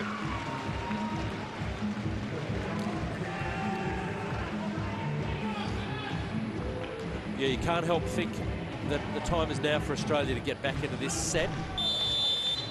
Japan only 3 points away from wrapping up the 3rd set. They need to get a couple in a row, Australia, to put a little bit of scoreboard pressure back on Japan. That's not going to help. The campfire ball, we call that. It was a cheeky little play as well. They brought Yanagida, the outside hitter, inside. And as you say, the campfire ball, everyone stood around watching, no one going to play it. Also sometimes referred to as the dancing around the handbag.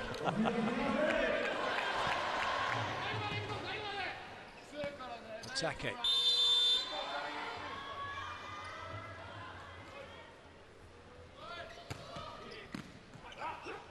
Japan actually up 23-18. That's a great response from Carroll to make it 19-23.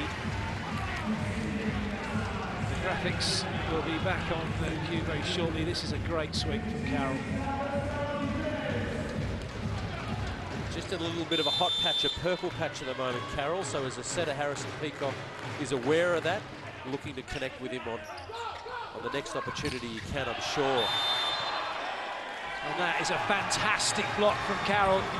He's had a really torrid time against Ishikawa, but this time he sorts him out with an excellent block. And how often do you see that when a player's on a hot streak spiking, other aspects of their game come good? Look at this block, straight into him, and that's 2 touches in a row. The block into Ishikawa's head, he plays it again, and rightly a double hit called on him. So the captain single-handedly the last couple of minutes just dragging the host nation back into this 3rd set.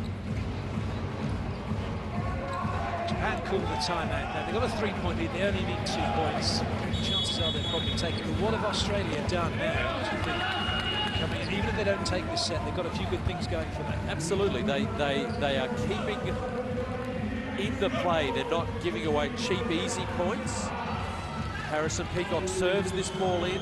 They get a good block. They've got to watch where the set is coming from. Fuji is standing in the top left. Is he in the front court? Is he in the back court? They've got to identify that. He's got to go out to the antenna. Well, that's so unlucky. Well, in fact, it's gone against Japan as a net touch in attack. It looked for a moment, and that was why there's some looks from Australia as if they'd made the block touching the net. And that's a really big point for Australia. 21-23 now. The Australians just putting a little bit of scoreboard pressure with the nervousness. One of the Japanese squad. Some good serving. Some good blocking. Here's an opportunity again, though. Well, this time, Japan find exactly what they needed. Ishikawa goes cross-court. And again, they have set point. The athleticism of the Japanese, the body shape, the whip of the arm. You watch where his shoulders go. And he hits this time inside out. His shoulders were pointing to position 6, and he's hitting to position 4. After putting the ball away, Ishikawa now has the serve. 3 set points for Japan. And they're going to need at least another one. That won't trouble them. Fuji, the setter, comes back on in front court. So the Australian block has to identify that. It's going to be Luke Smith. Down 2 set points, Australia. Here's an opportunity. Great swing from Roberts. The block did enough slowing the ball down. That's excellent counter-attacking from Australia. Now there's just 1 behind. Massive moment for Luke Smith. Got to find a way to put Japan on the back foot with his serve.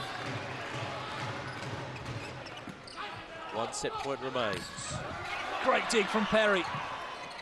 It's still in play, but it's Japan looking for a way through, and they've done it!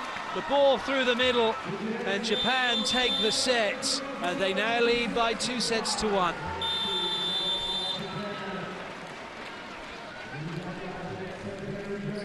It was a bit of a roller coaster in the 3rd set. Good moments for Australia, and they played some nice volleyball. Paul Carroll, the captain, stepping up at a really important time. But for Mark Lebedew, he's got to decide how does he roll the dice in the 4th set. A must-win set, Japan leading this match 2-1. Australia started brightly, but it has been Japan playing the better volleyball for the most part. So if you were head coach now, as we look at some of the highlights from this 1st set, what would you be saying to your team after the way they got themselves back into that last one?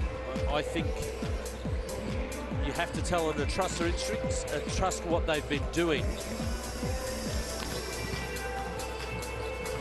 and hopefully get the crowd back into it. The crowd have been nullified. That's a factor that Japan haven't had to put up with.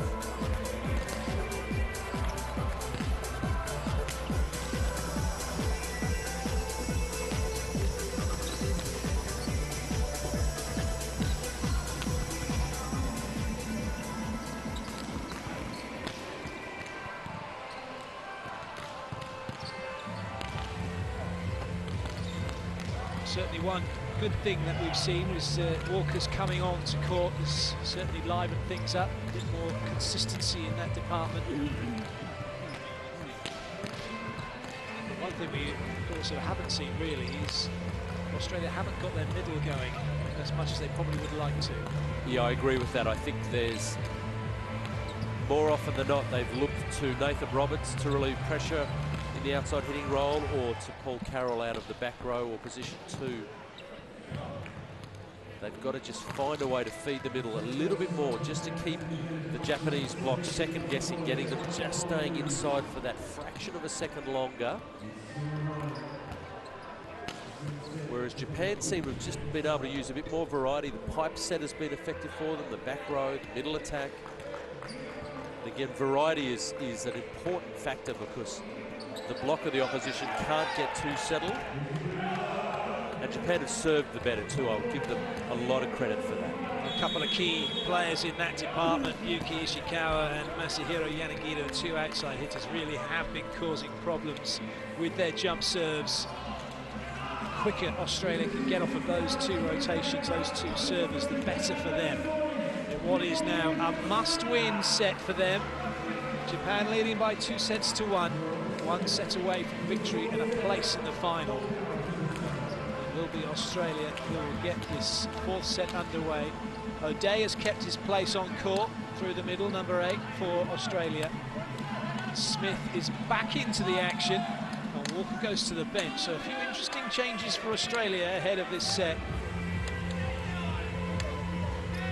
But no changes for Japan.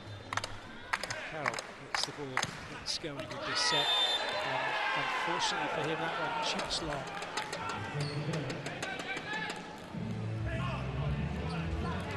Japan then taking the opening point, go back to the serving line, leading 2-1. Fuji with the serve. Smith under a bit of pressure. Carroll relieving that pressure.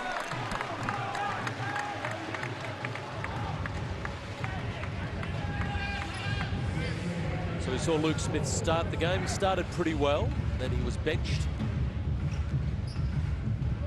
It can be a bit hard. Some players are really momentum and confidence players. I don't know much about Luke Smith. Is he the sort of guy that can be benched and then come back, keep his momentum going, or is he going to take a while to get back into the flow of the game? He was a substitute in the last set to come on specifically to serve, did excellently, and now he's on court, like, yeah, I'm on court, goes to serve, and we see that. Incredible, isn't it, how things could happen. And that, though, is exactly what Australia wanted. Absolutely. They got off of Yanagita's serve, first time of asking. Plays for the Suntory Sunbirds, Masahiro Yanagita. Interesting, he's only 6'2", he's 186 centimetres, so he's got a vertical leap of some quality. He's really getting up and banging the ball for a guy in international volleyball terms at 6'2", is not that tall. Good reactions from Australia. Japan have to go again. Oh dear, lack of communication. The ball was set on the pipe and the pipe hitter went behind. Well, that is absolutely unprecedented from what we've seen tonight from Japan. They've been flawless in their transition setting and their transition communication.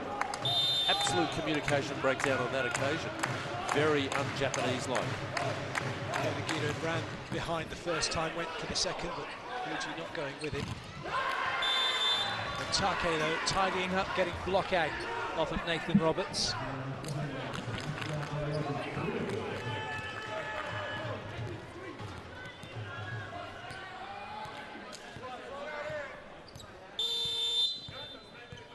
Lee with the serve.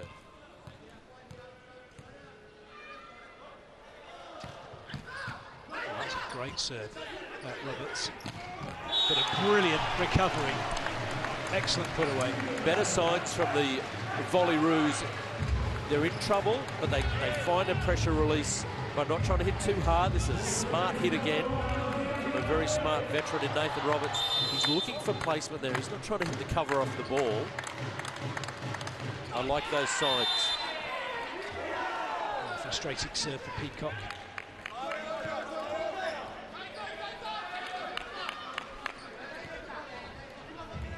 Currently all square at 4 apiece. Take with the serve. Lovely ball in from Perry. Oh, that's more like it. Quality from Australia, and it all stems from a good pass. Yeah, much better, nice and calm. The captain, the left-hander in position 4, gets an opportunity over again. Really over the blocker's hand. We talked about 181 centimetre tall setter in Fuji. Carroll finding him out on that occasion. A miss hit from Nathan Roberts, though. That is back-to-back service errors. Just as Australia get a little bit of ascendancy back, another service error hands the ball back unchallenged to the Japanese. Ishikawa. Another server that Australia would like to see the back off pretty quickly, and they have done. Both their big servers missing. Wow.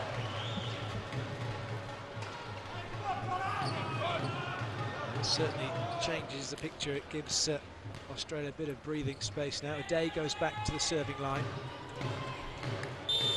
Decent front row as well. Graham, Smith and Carroll. Bit of height at the net. It's a good touch. Roberts desperately trying to get onto it. Perry shoving an unwanted hand in, but as he's on the bench, he's not allowed to play it. But the reaction time was sensational from Luke Perry.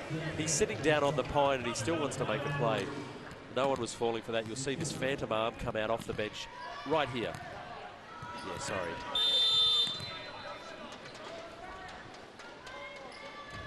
All square once again. Yamauchi. Well, those are always instant winners when you put backspin on the ball. The pancake attempt from the Japanese, or the okonomiyaki if you're in Japan, is the Japanese pancake. Either way, not successful. They both try to get a hand under it. It's a tough play to make where you slide your hand along the floor and hope to get it under the ball in time. But again, Australia from the baseline, stone cold in the fourth set.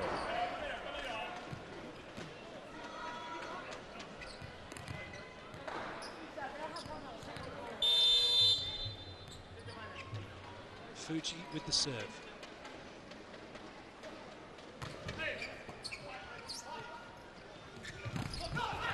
Nicely done. Great stretch from Roberts.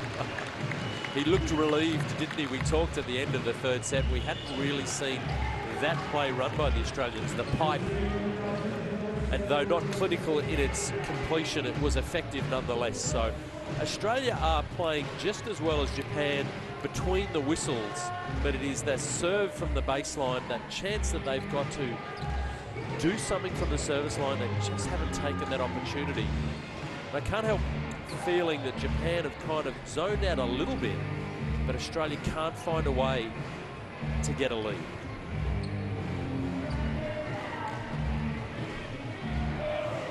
Just 1 point separating the teams in this fourth set. Australia with their noses in front at the technical timeout. Get a little bit longer in the technical timeouts than the coach-led timeouts.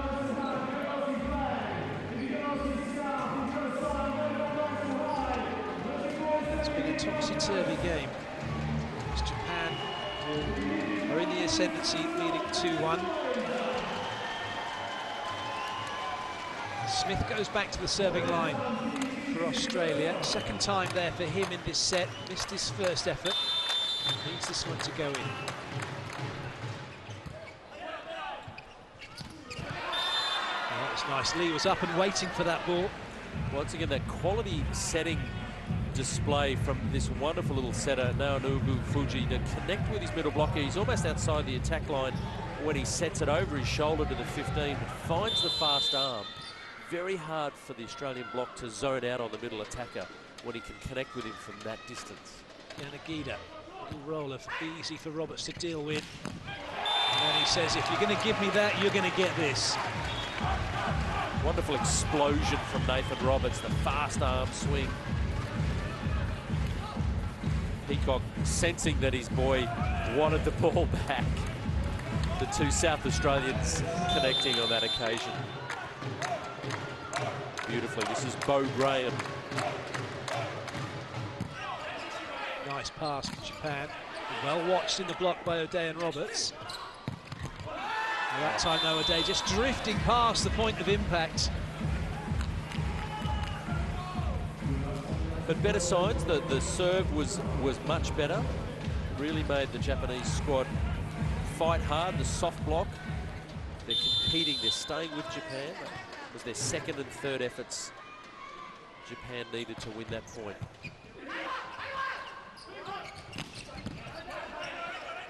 Japan put the ball into transition. Well, Peacock makes a decent touch. And again,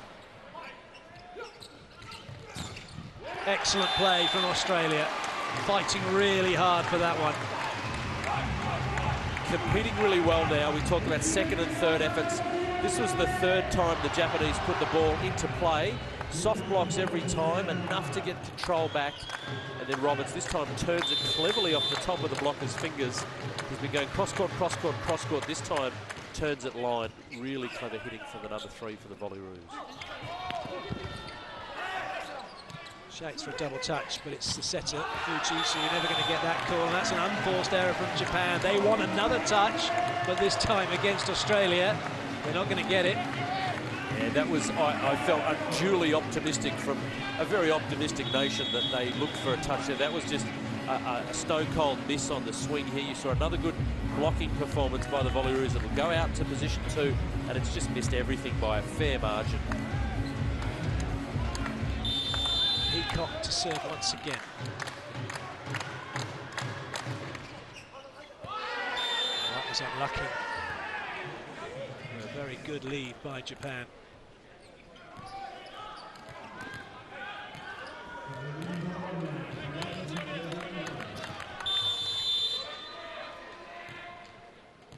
Kuriyama with the serve for Japan.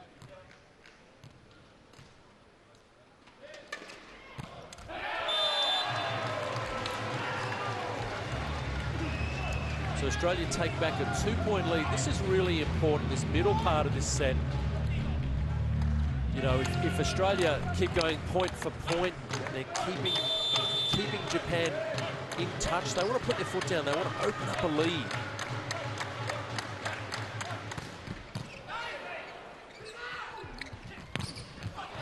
Great work from Carroll. It's just starting to come good in those one-on-ones. Wonderful play from the captain. Again, he got hot towards the end of the last set. Let's see if he can't exert his class on this 4th set. Roberts goes for it, gets a little bit of luck, and it comes up nicely for O'Day. What a time to get that point. We talked about that risk-reward policy, Clayton, earlier about do they go for the serve, do they really follow the adrenaline and how they feel. If Nathan Roberts dials back on that serve, he doesn't drop in. It hits the net and drops back on their side. The ball toss wasn't great and he knew it, but he went for it anyway, and it still had enough to go in. So it's one of those things, you talked about making your own luck. That's a great example where he made his own luck. So much so, Japan have called the timeout. They're trailing by 4.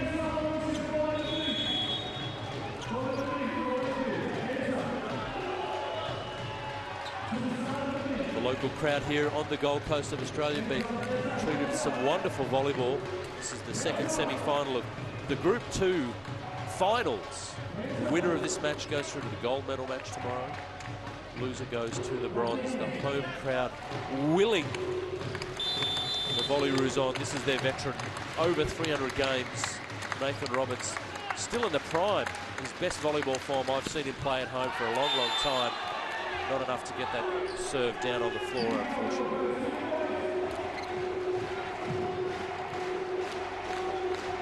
Ishikawa now for Japan. Taking no chance to go with the jump floater. Well, he's been hitting jump serves all game long. Changed up, and it's cost him another point. So it brings O'Day back to the serving line.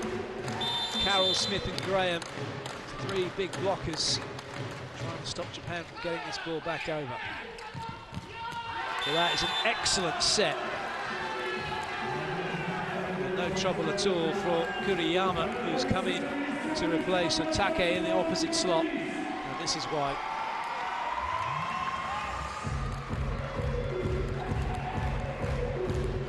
Yamauchi now with the serve.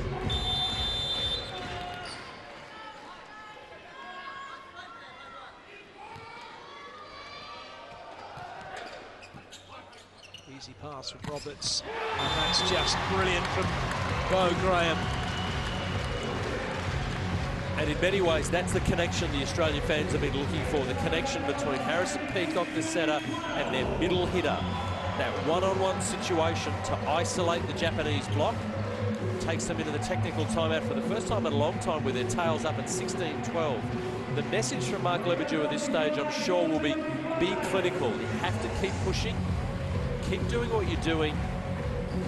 Do not let them get a sniff.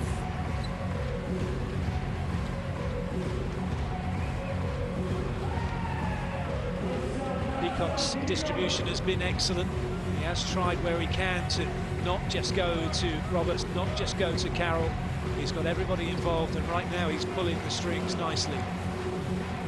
Again, the Australian ball control has improved. They've served better, they've blocked better. You know, all facets of their game look a little bit better.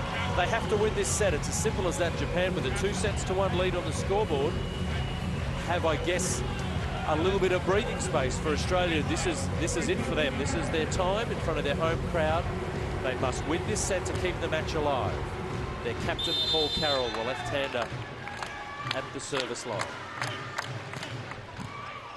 Decent serve, brings the setter off the net, tries to go middle, doesn't get enough heat on it. That could be a little bit tight. Smith has some work to do, does it well. Oh, super blocking for Peacock. And more importantly, getting lined up very nicely was Bo Graham by Peacock. This will look great on the replay. I was surprised that Perry decided to put the ball to the outside hitter and didn't go to the captain in the back row, but ultimately Bo Graham almost barged Peacock out of the way. He wanted that block. Technically really nice blocking by the middle blocker. Good crossover step, good technique with the arms and shoulders. Australia solid at 17-12. Big serve from Carroll, licensed to go after it. Stacking up now on the outside, and somehow it gets through. Goodness me, well, what a shot that was from Yanagida. Australia getting all three of their blockers onto him. He delayed his spike just long enough. He waited for them as long as he could. Clever spiking. Oh, Fuji doesn't help matters for Japan, certainly does though for Australia. They're now 5 up and on course to send this game into a decider. Smith to the serving line. That sends Nathan Robertson to the front row. Some good firepower at the net. Nice work. Peacock just really guessing, put some hands up, but there are options for that ball to go line or cross court from Kuriyama. And when the pass is that good, that precise, teams at this level should execute that skill.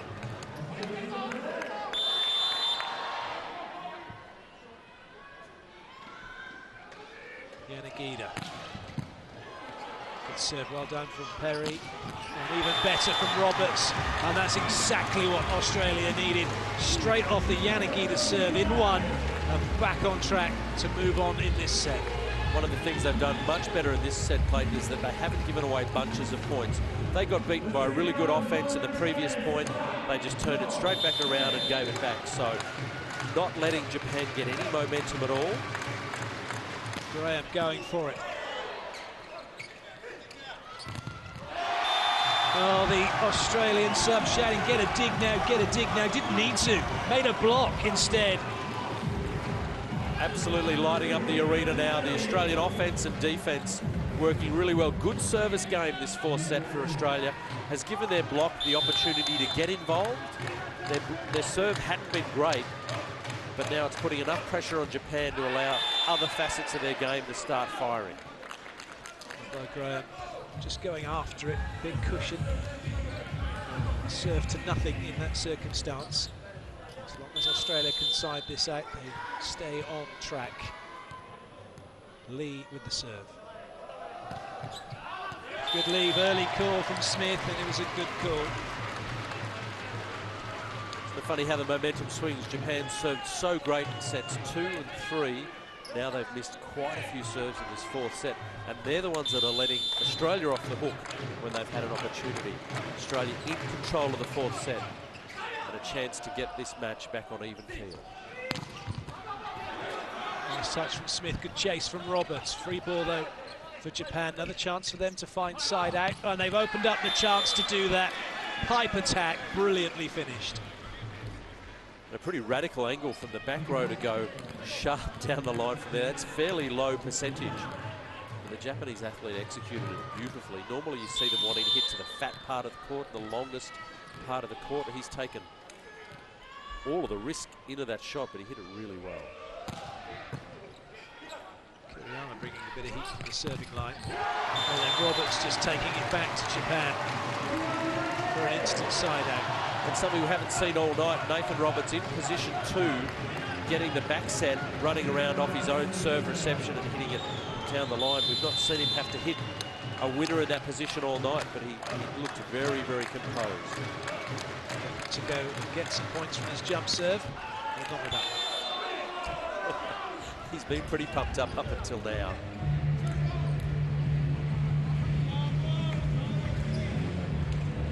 Ishikawa.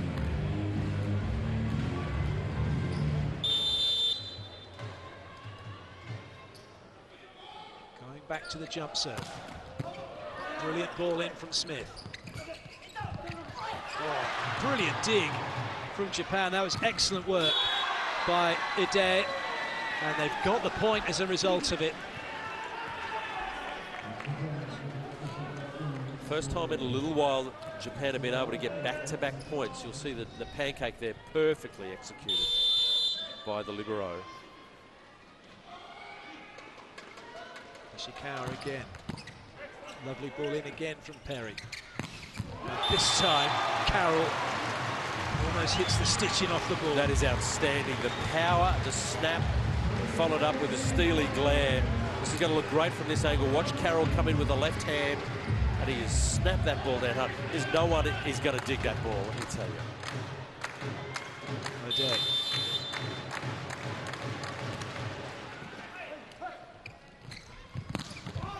Well, that was some angle.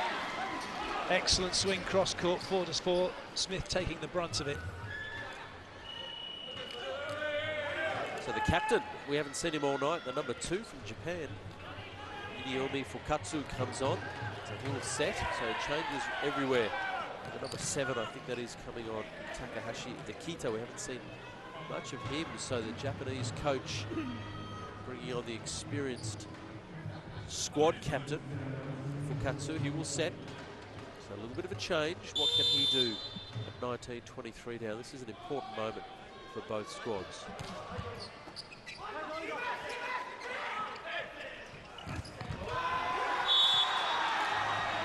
Well, Smith knew he was going to have at least 2 blockers against him. He was trying to hit through them. It hasn't worked. The substitution, the double substitution working. Australia need to stop this rot quickly. They've let us a couple of points leak. They are close to the finish line, but far from actually finished. And competing hard. Oh, another monster block from Carroll, though. What a time to get that. And it brings up set point now for Australia. Well, this is going to look tremendous if you're a Volleyroo fan. The captain, Paul Carroll, watching, waiting, committing, penetrating, destroying. It is set point to lock up this match at 2 sets apiece, and it is the captain, Paul Carroll, and he will unleash everything that he's got on this ball to try and wrap it up. 4 set points for Australia to take this match to a 5th and deciding set. So the first set point saved, courtesy of the net. 3 chances now from side out to get the job done.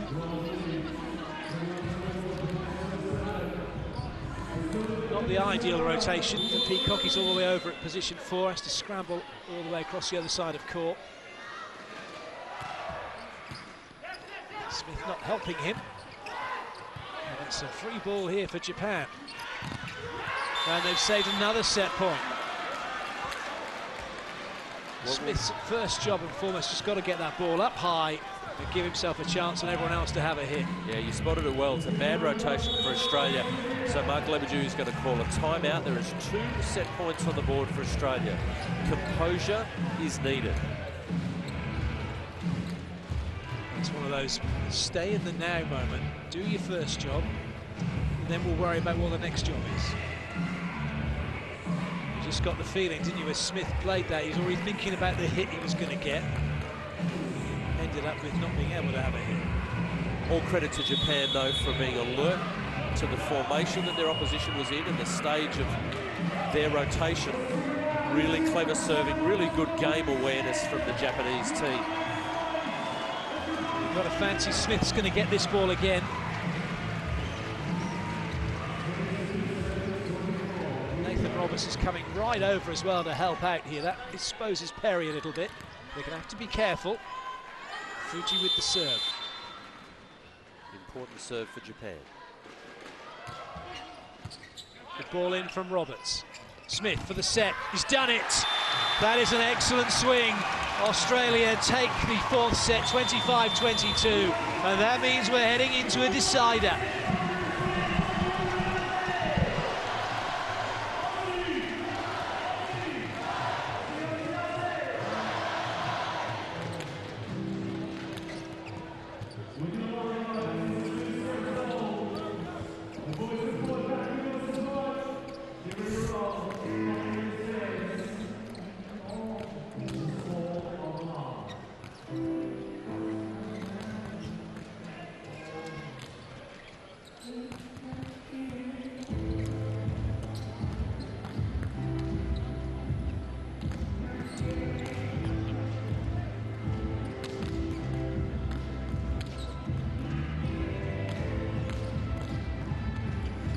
Well, sparkling scenes here at the Carrara Indoor Volleyball Stadium. The Australian Volleyroos up against this wonderful team from Japan. The number 13 or number 15 seeded team from Australia in the world up against the number 14 seeds from Japan. It is now 2 sets apiece and we're going to a 5th set. Here are some of the highlights of that 4th set. A lot of changes. Japan started missing serves, Australia started making serves. Australia started getting blocks, Japan started making errors. It really was Australia's time, the opportunity was theirs and they stepped up and they took their opportunities. Paul Carroll was excellent at times, blocking and spiking. Nathan Roberts has been outstanding for 4 sets of volleyball.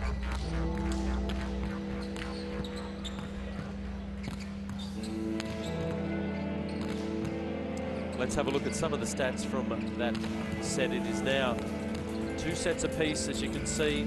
Just the 1 ace to Japan. The attack's pretty even. Interestingly, more errors for Australia, but more blocks as well. So the block really coming together well for the Volleyroos. And though they didn't hit as many aces, their serve pressure was much improved. And Clayton, what can we look forward to in the 5th set? Well, the way this game's been going, your guess is probably as good as mine, but I would say that last set was a real indication of exactly how Australia can play.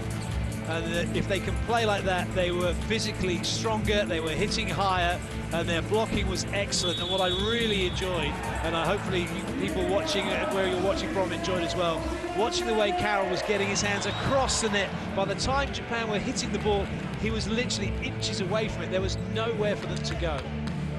More of the same required in this race to 15.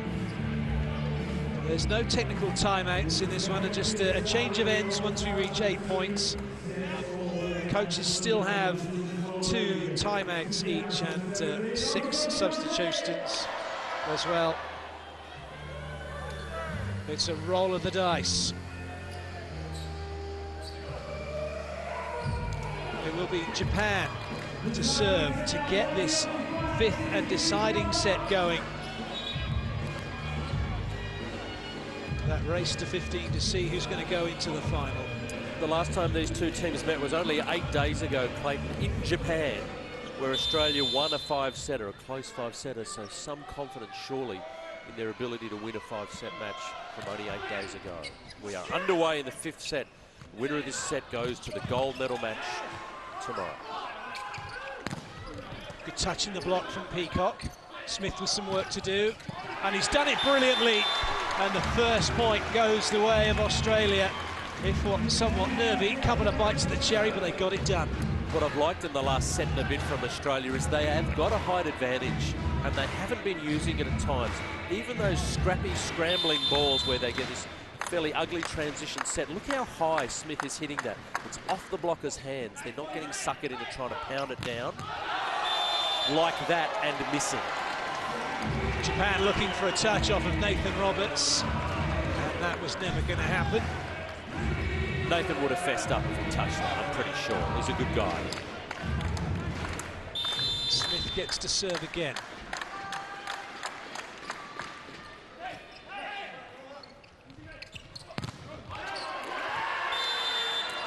Unfortunately for Bograd, just couldn't quite get out quickly enough to close that block down. Japan have their first point.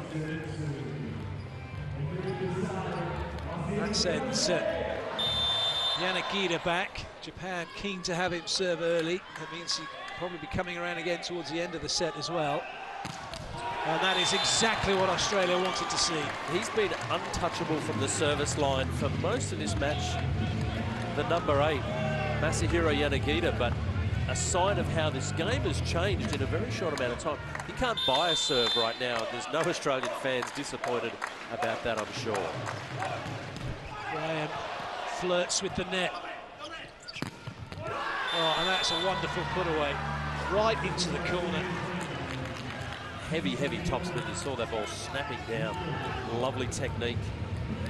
Serve again, Luxa Fortune. You roll the dice. But that's clinical off the net, outside hitting from the Japanese.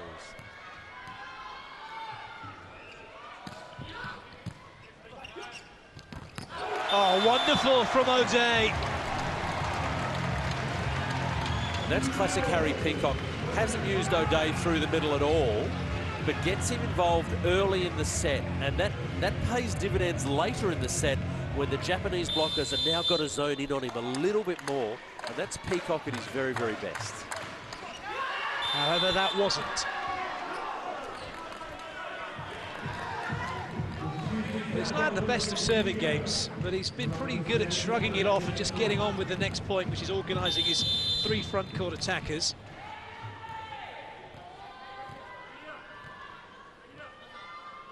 Kuriyama brings a bit of heat from the serving line. And he's kept it in play. Well, that's just too good. Carroll all over that one.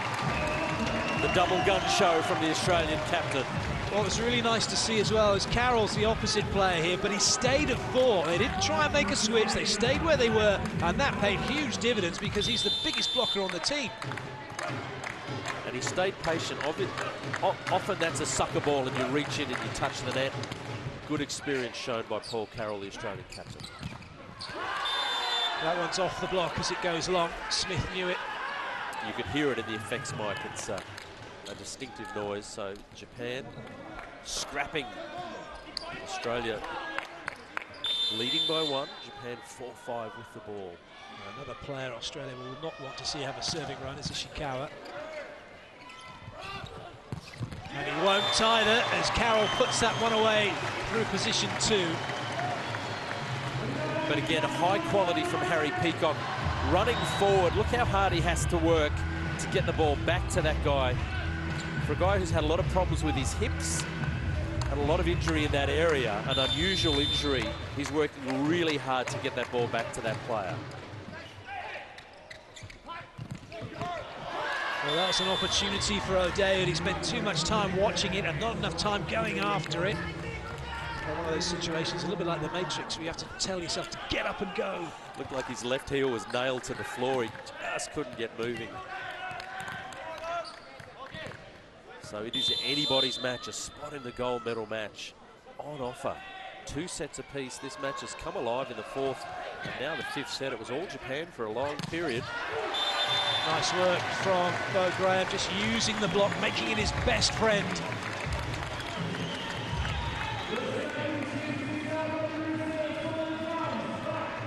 Peacock trusting his middle attack. It's not a great position for a right-handed middle blocker to spike from that far across. Doesn't have a lot of options, but Bo Graham did really well. Nice play, Japan, soaking up that service pressure from Carroll.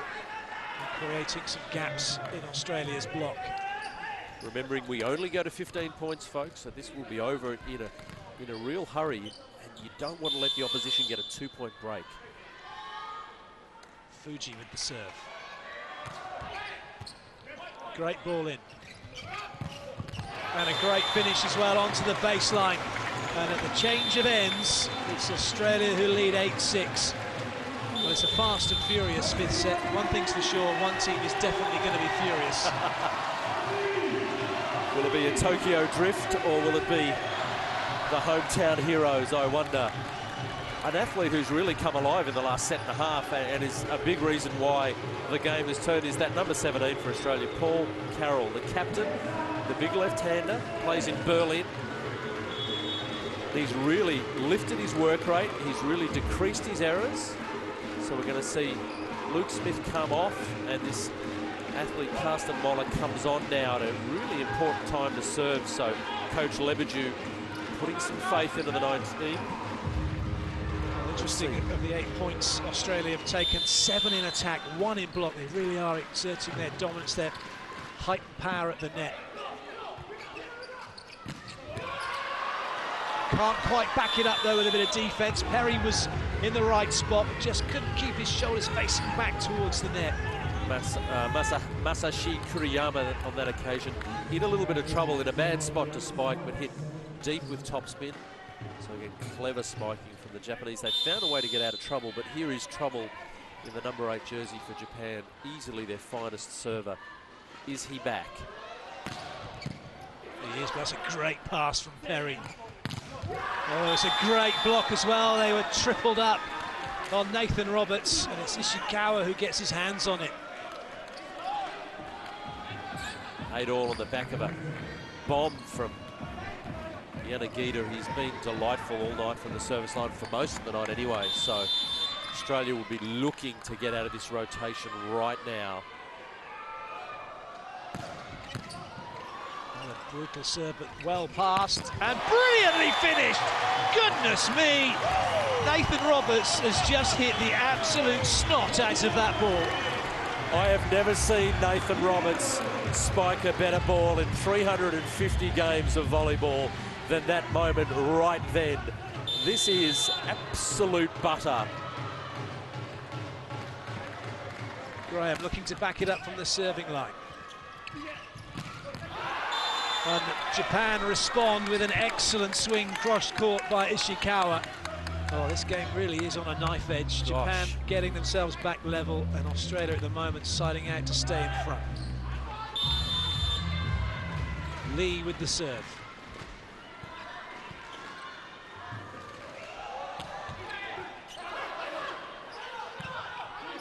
Bit of work here required for Roberts. Oh, he's done it, has he? Not quite. Brilliant scramble by Japan. Roberts again, and that is a super block. What a block from Ishikawa. What a passage of play from Japan when it looked like Australia were on the front foot in that rally. What a scramble. Absolutely unbelievable volleyball, Japan, keeping the ball alive. They have absolutely found a way to get back into this match. They'd gone a little bit cold, but boy, oh boy, this is, as you say, Clayton, on a knife edge. Who wants it more? Will it be the Volleyroos? The Japan men's team, their nickname is Ryujin Nippon, the god of dragons. Will the dragons be roaring? They've found a way to get a lead at 10-9, the first team to that important kind of mental scoreboard barrier of 10 points, the first to double figures on our way to 15. Australia must keep their heads up now. They must wrest control back somehow. It'll be Lee to serve, and now it's Australia siding out to get level.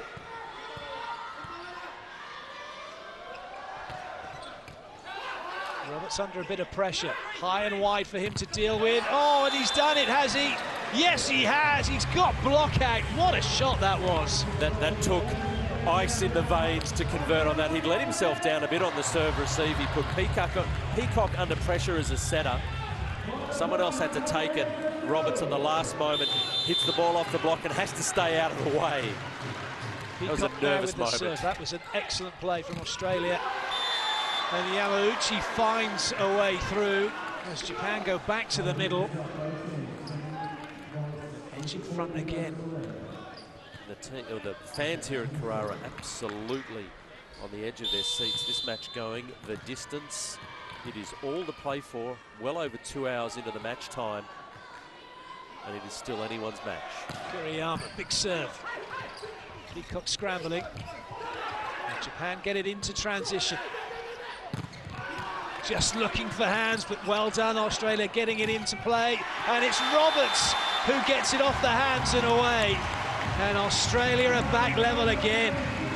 That is such a clutch play under pressure.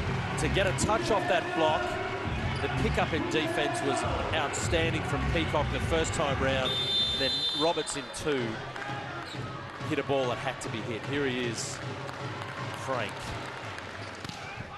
Oh, brilliant! Ace serve from Nathan Roberts, and the game has turned on its head again. This kid has got something going on. Nathan Roberts, more matches on this court than almost the rest of the Australian squad put together. And he has found the next level, not just in this match, but in his career. Nathan Roberts, in the form of his life, I cannot believe what I'm seeing. Every facet of his game, outstanding. Well, you get a really good shot from that end of just how much swerve the ball had right at the end as it was being played. No wonder it was dug into the crowd. But a turning point potentially now for Australia. And this is what we talked about, taking those opportunities and being brave and being bold. You're up 12-11. You could go into your shell at this moment, or you could just be free and swing high and hard. Nathan Roberts is going to swing high and hard.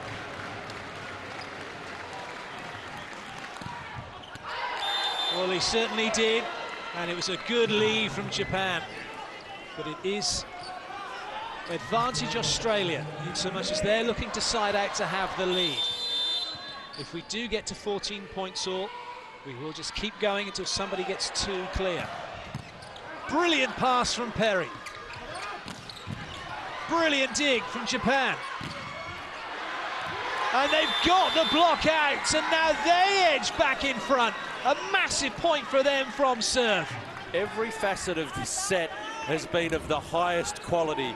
Every moment, the serve, the dig, the set, the spike, the defense from the libero, straight on the setter's head, and then the kill. Someone is going to go home tonight and scratch their heads and say, how did we lose this match? Timeout called by Australia. A brilliant piece of defense from Satoshi Ide to keep the ball in play off of a spike from Cowell that looked like it was going to hit the floor. Followed up with, unfortunately for Luke Perry, a little bit too far into court at 6, not able to chase the ball down off the block, and suddenly the game turns in Japan's favour. They say sport doesn't develop character, it just reveals it. Let's see who's got the character to take the ball by the horns, to cope with this pressure, to do something great for their nation. These two great, evenly matched squads, Japan up by 1. Ishikawa with the serve. Is he going to go with the jump serve? Yes, he is. And Australia relieved to see that one go long. But this is how we stand now. Japan looking for side out to give themselves match points. Mark Lebedew, the coach, gets that point for calling a clever timeout, but it is now a big moment in this match, in this tournament, in World League Group 2. O'Day makes a recovery, but there's no one there at the net, and Yamauchi puts it down, and Japan have match point. What a shame for the Australians, but this is the time, this is the moment. The captain from Japan comes on for Katsu to serve. They have one match point. Australia win this rally. We are locked up at 14, and then it is a win of 2 points required. This is the biggest moment of the weekend. The home squad must win this rally. Another substitution just to take the sting out of the concentration. The 7 comes on. Kita to get that higher blocking hands. The 21 comes off. Fuji, the short 181-centimetre blocker, he'll get a rest. The crowd will bite a few more inches off their nails, if any are left. Huge moment this now. Australia have to side it out. Japan for the win. Carroll, perhaps the likely candidate in the front row. Well, he doesn't need it. Would you believe it? The Japan captain puts the ball in the net. And now at 14-all, it is first to get 2 clear wins. And Paul Carroll, the Volleyroos captain, has the ball in his hand. The tale of 2 captains. Can Paul Carroll light up the baseline? Nothing like 2 aces, as we say. Japan reversing their double substitution. Well, that means their setters in the front row, Fuji. Only 2 attacking options and a mismatch in the net if Australia can get the ball into transition, get it out to Smith to perhaps go over the top of Fuji. Lots of ifs and buts. It all comes down to this serve from Carroll at the moment. Big moment for the Aussie captain on this occasion. Home soil, big moment, big-time player. He's being made to wait here. This can't help the nerves if he has any. But no doubt he'll be staying focused as he gets himself ready, gets the pre-serve routine going. Not focusing just yet, waiting for that whistle to get himself in the zone, ready for his serve. Look for the big loping left-hand jump serve. Does he go deep corner cross-court? Does he try and cut it down the line? What's going through Paul Carroll's head at the moment? 2 sets apiece, 14-all, 15 points no longer enough. You have to win by 2. So after this rally, someone will have match point. Yanagida has got to be thinking he's the likely candidate to get the ball. Australia got to be thinking Yanagida's going to get the ball. Will Fuji risk going to Lee in the middle? Depends how good the pass will be. This is fascinating, and still we're waiting. A technical delay. We are checking if Japan are in the correct rotation. Wouldn't we hate it if they were not in the right rotation and they received a point penalty for being out of rotation? That would be a horrible circumstance. Let us hope that no errors have been made. The teams have to stay in the correct rotation. I've seen teams in the World League last year getting docked points on the scoreboard for being out of rotation. Let's hope it is nothing of that nature. We are checking the 2 referees in radio contact with each other. There seems to be some issue with the Japanese rotation at the moment. Well, they've made a double substitution and they reversed it. And they're just checking the correct number of substitutions as well. You're only allowed 6. They're just checking they haven't made too many. How many have you got left? Making sure that's all correct. And just also hope they haven't made 1 too many substitutions. Absolutely. You can't, I don't know whose mindset this hurts or helps more. You know, Australia with the ball in their hand, Carroll at the baseline, trying to focus on serving the best jump serve of his life. He gets the opportunity now. 14-all, 2 sets all. It is time for Paul Carroll to light it up. It's a good serve, it's a good pass. And it's a brilliant finish. It's been given as in. The line judge says in. Australia can't believe it. They are convinced the ball is out. But the line judge very quick to say it was in. Good call. Match point number 2, Japan. Well, it's Fuji with the serve. It's not going to be the toughest of serves, but 3 big blockers at the net. Another must side out situation here for Australia. Smith pops it in. Carroll puts it down. Match point saved. That is clutch from the captain. Wow. Stepping into Thomas Edgar's shoes and more so. Brilliant swing from him. What a sparkling game of volleyball this has been. It is 15-all. I don't know who wins this match, but we have been absolutely treated. Oh, that's a lovely play from Fuji to go on the pipe to find Ishikawa. And it's match point number 3 for Japan. And look who's come back to the serving line. It's Yanagida. Well, if ever Japan needed him to come up with something, it's now. If ever Australia wanted him to miss, it's now. He's thrown that a little bit far in front, has he? Yes, he has. It's gone long. The first reaction from the line judge was to point to in, quickly changed to out. The referee has given it as out, and Yanagita saying, I want to challenge, I want a replay. We can't. There is no challenge. It's out. Wow. Is that the moment that changes momentum? Harrison Peacock is substituted off. Walker comes on. Let's have a look at the replay. What do we see? Oh, gee, really hard to tell. I think it missed. Here we go, 16 all. Let's keep rolling. Graham with the serve. It's a good serve.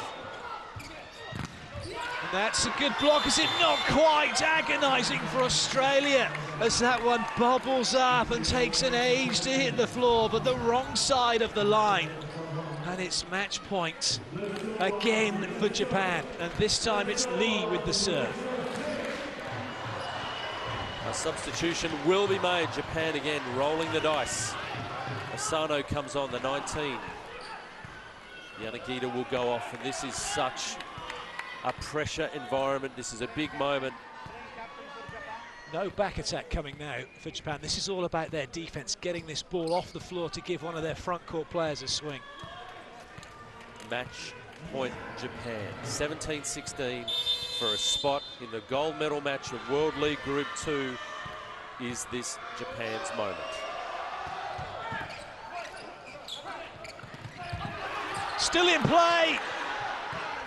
Japan think they've got it. They might have a chance here now, though. Free ball out wide. Oh, it's hammered away. The ball goes down. Ishikawa finds the floor, and that is it. Japan have taken this match by 3-2, and they have booked their place in the final. Incredible game. Japan taking it 18-16, and they have broken Australia hearts here. Credit to Japan. Australia never managed to muster a match point opportunity. Japan turning it around in the closing stages of the set, and they were always knocking on the door to victory, and eventually Yuki Ishikawa opened it with a wonderful swing cross court, and Japan take the game by 3-2.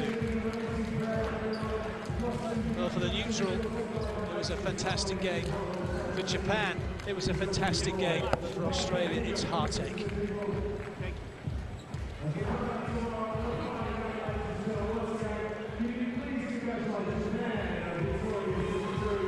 It's a battle royale, wasn't it? Yanagita and Ishikawa really took the game to Australia. And in the end, 2 outside hitters doing the business.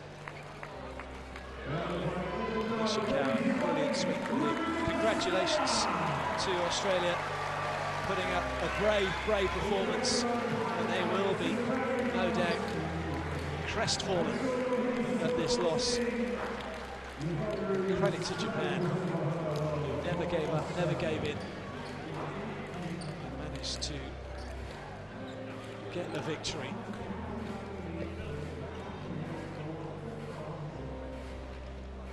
We can go down to centre court now. Yuichi Nagaichi waiting to talk with... down here with the Japanese coach. Very tense. Did you enjoy that? Yeah, too much. I was so tired. Obviously, our couple of players are pretty bad condition today. So,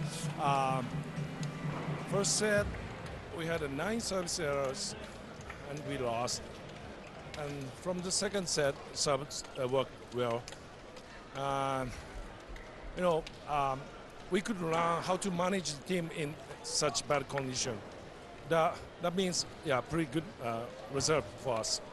Fantastic. Now, tomorrow you've got to do it all again in the gold medal match. Can Japan do it? Yeah, I will do our best. We will do our best. We hope we will win. Thank you so much. Good luck tomorrow. Thank you. Well, indeed, they will do their best. They played brilliantly today, and as the coach rightly said, Nakaguchi, it was their serving that was key in the end. And those two players instrumental in that, Yanagita and Ishikawa, serving and taking the game to Australia. That was a grueling game for both teams. Japan now spending a lot of time warming down and getting ready. They've got a big game to come, the gold medal match.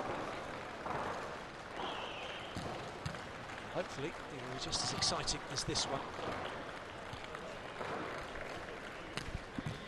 Well, a game that could have gone either way in the end, and credit Japan with the way they managed to take that victory. The tale of the match, and particularly the fifth set, 2 aces for Japan, low error rates, couple of blocks, and it was really nothing in it at all. No, it could have gone either way, couldn't it? It was really interesting that, if anything, the match got better and better, and this deep into a match, the quality went up. People were hitting higher and harder, and you know, the Australians shouldn't hang their head in shame. It didn't go their way. There's nothing between these two teams. These are the best two teams in Asia going head to head.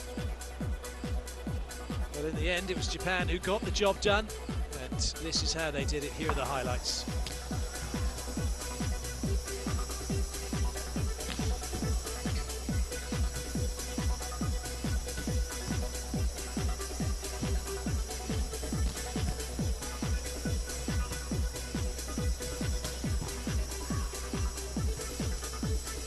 Saw some great moments there for Nathan Roberts. We talked about him a lot in the coverage, but the Japanese all across their roster played really solid. Ultimately came down to 1 or 2 moments, and there's the joy.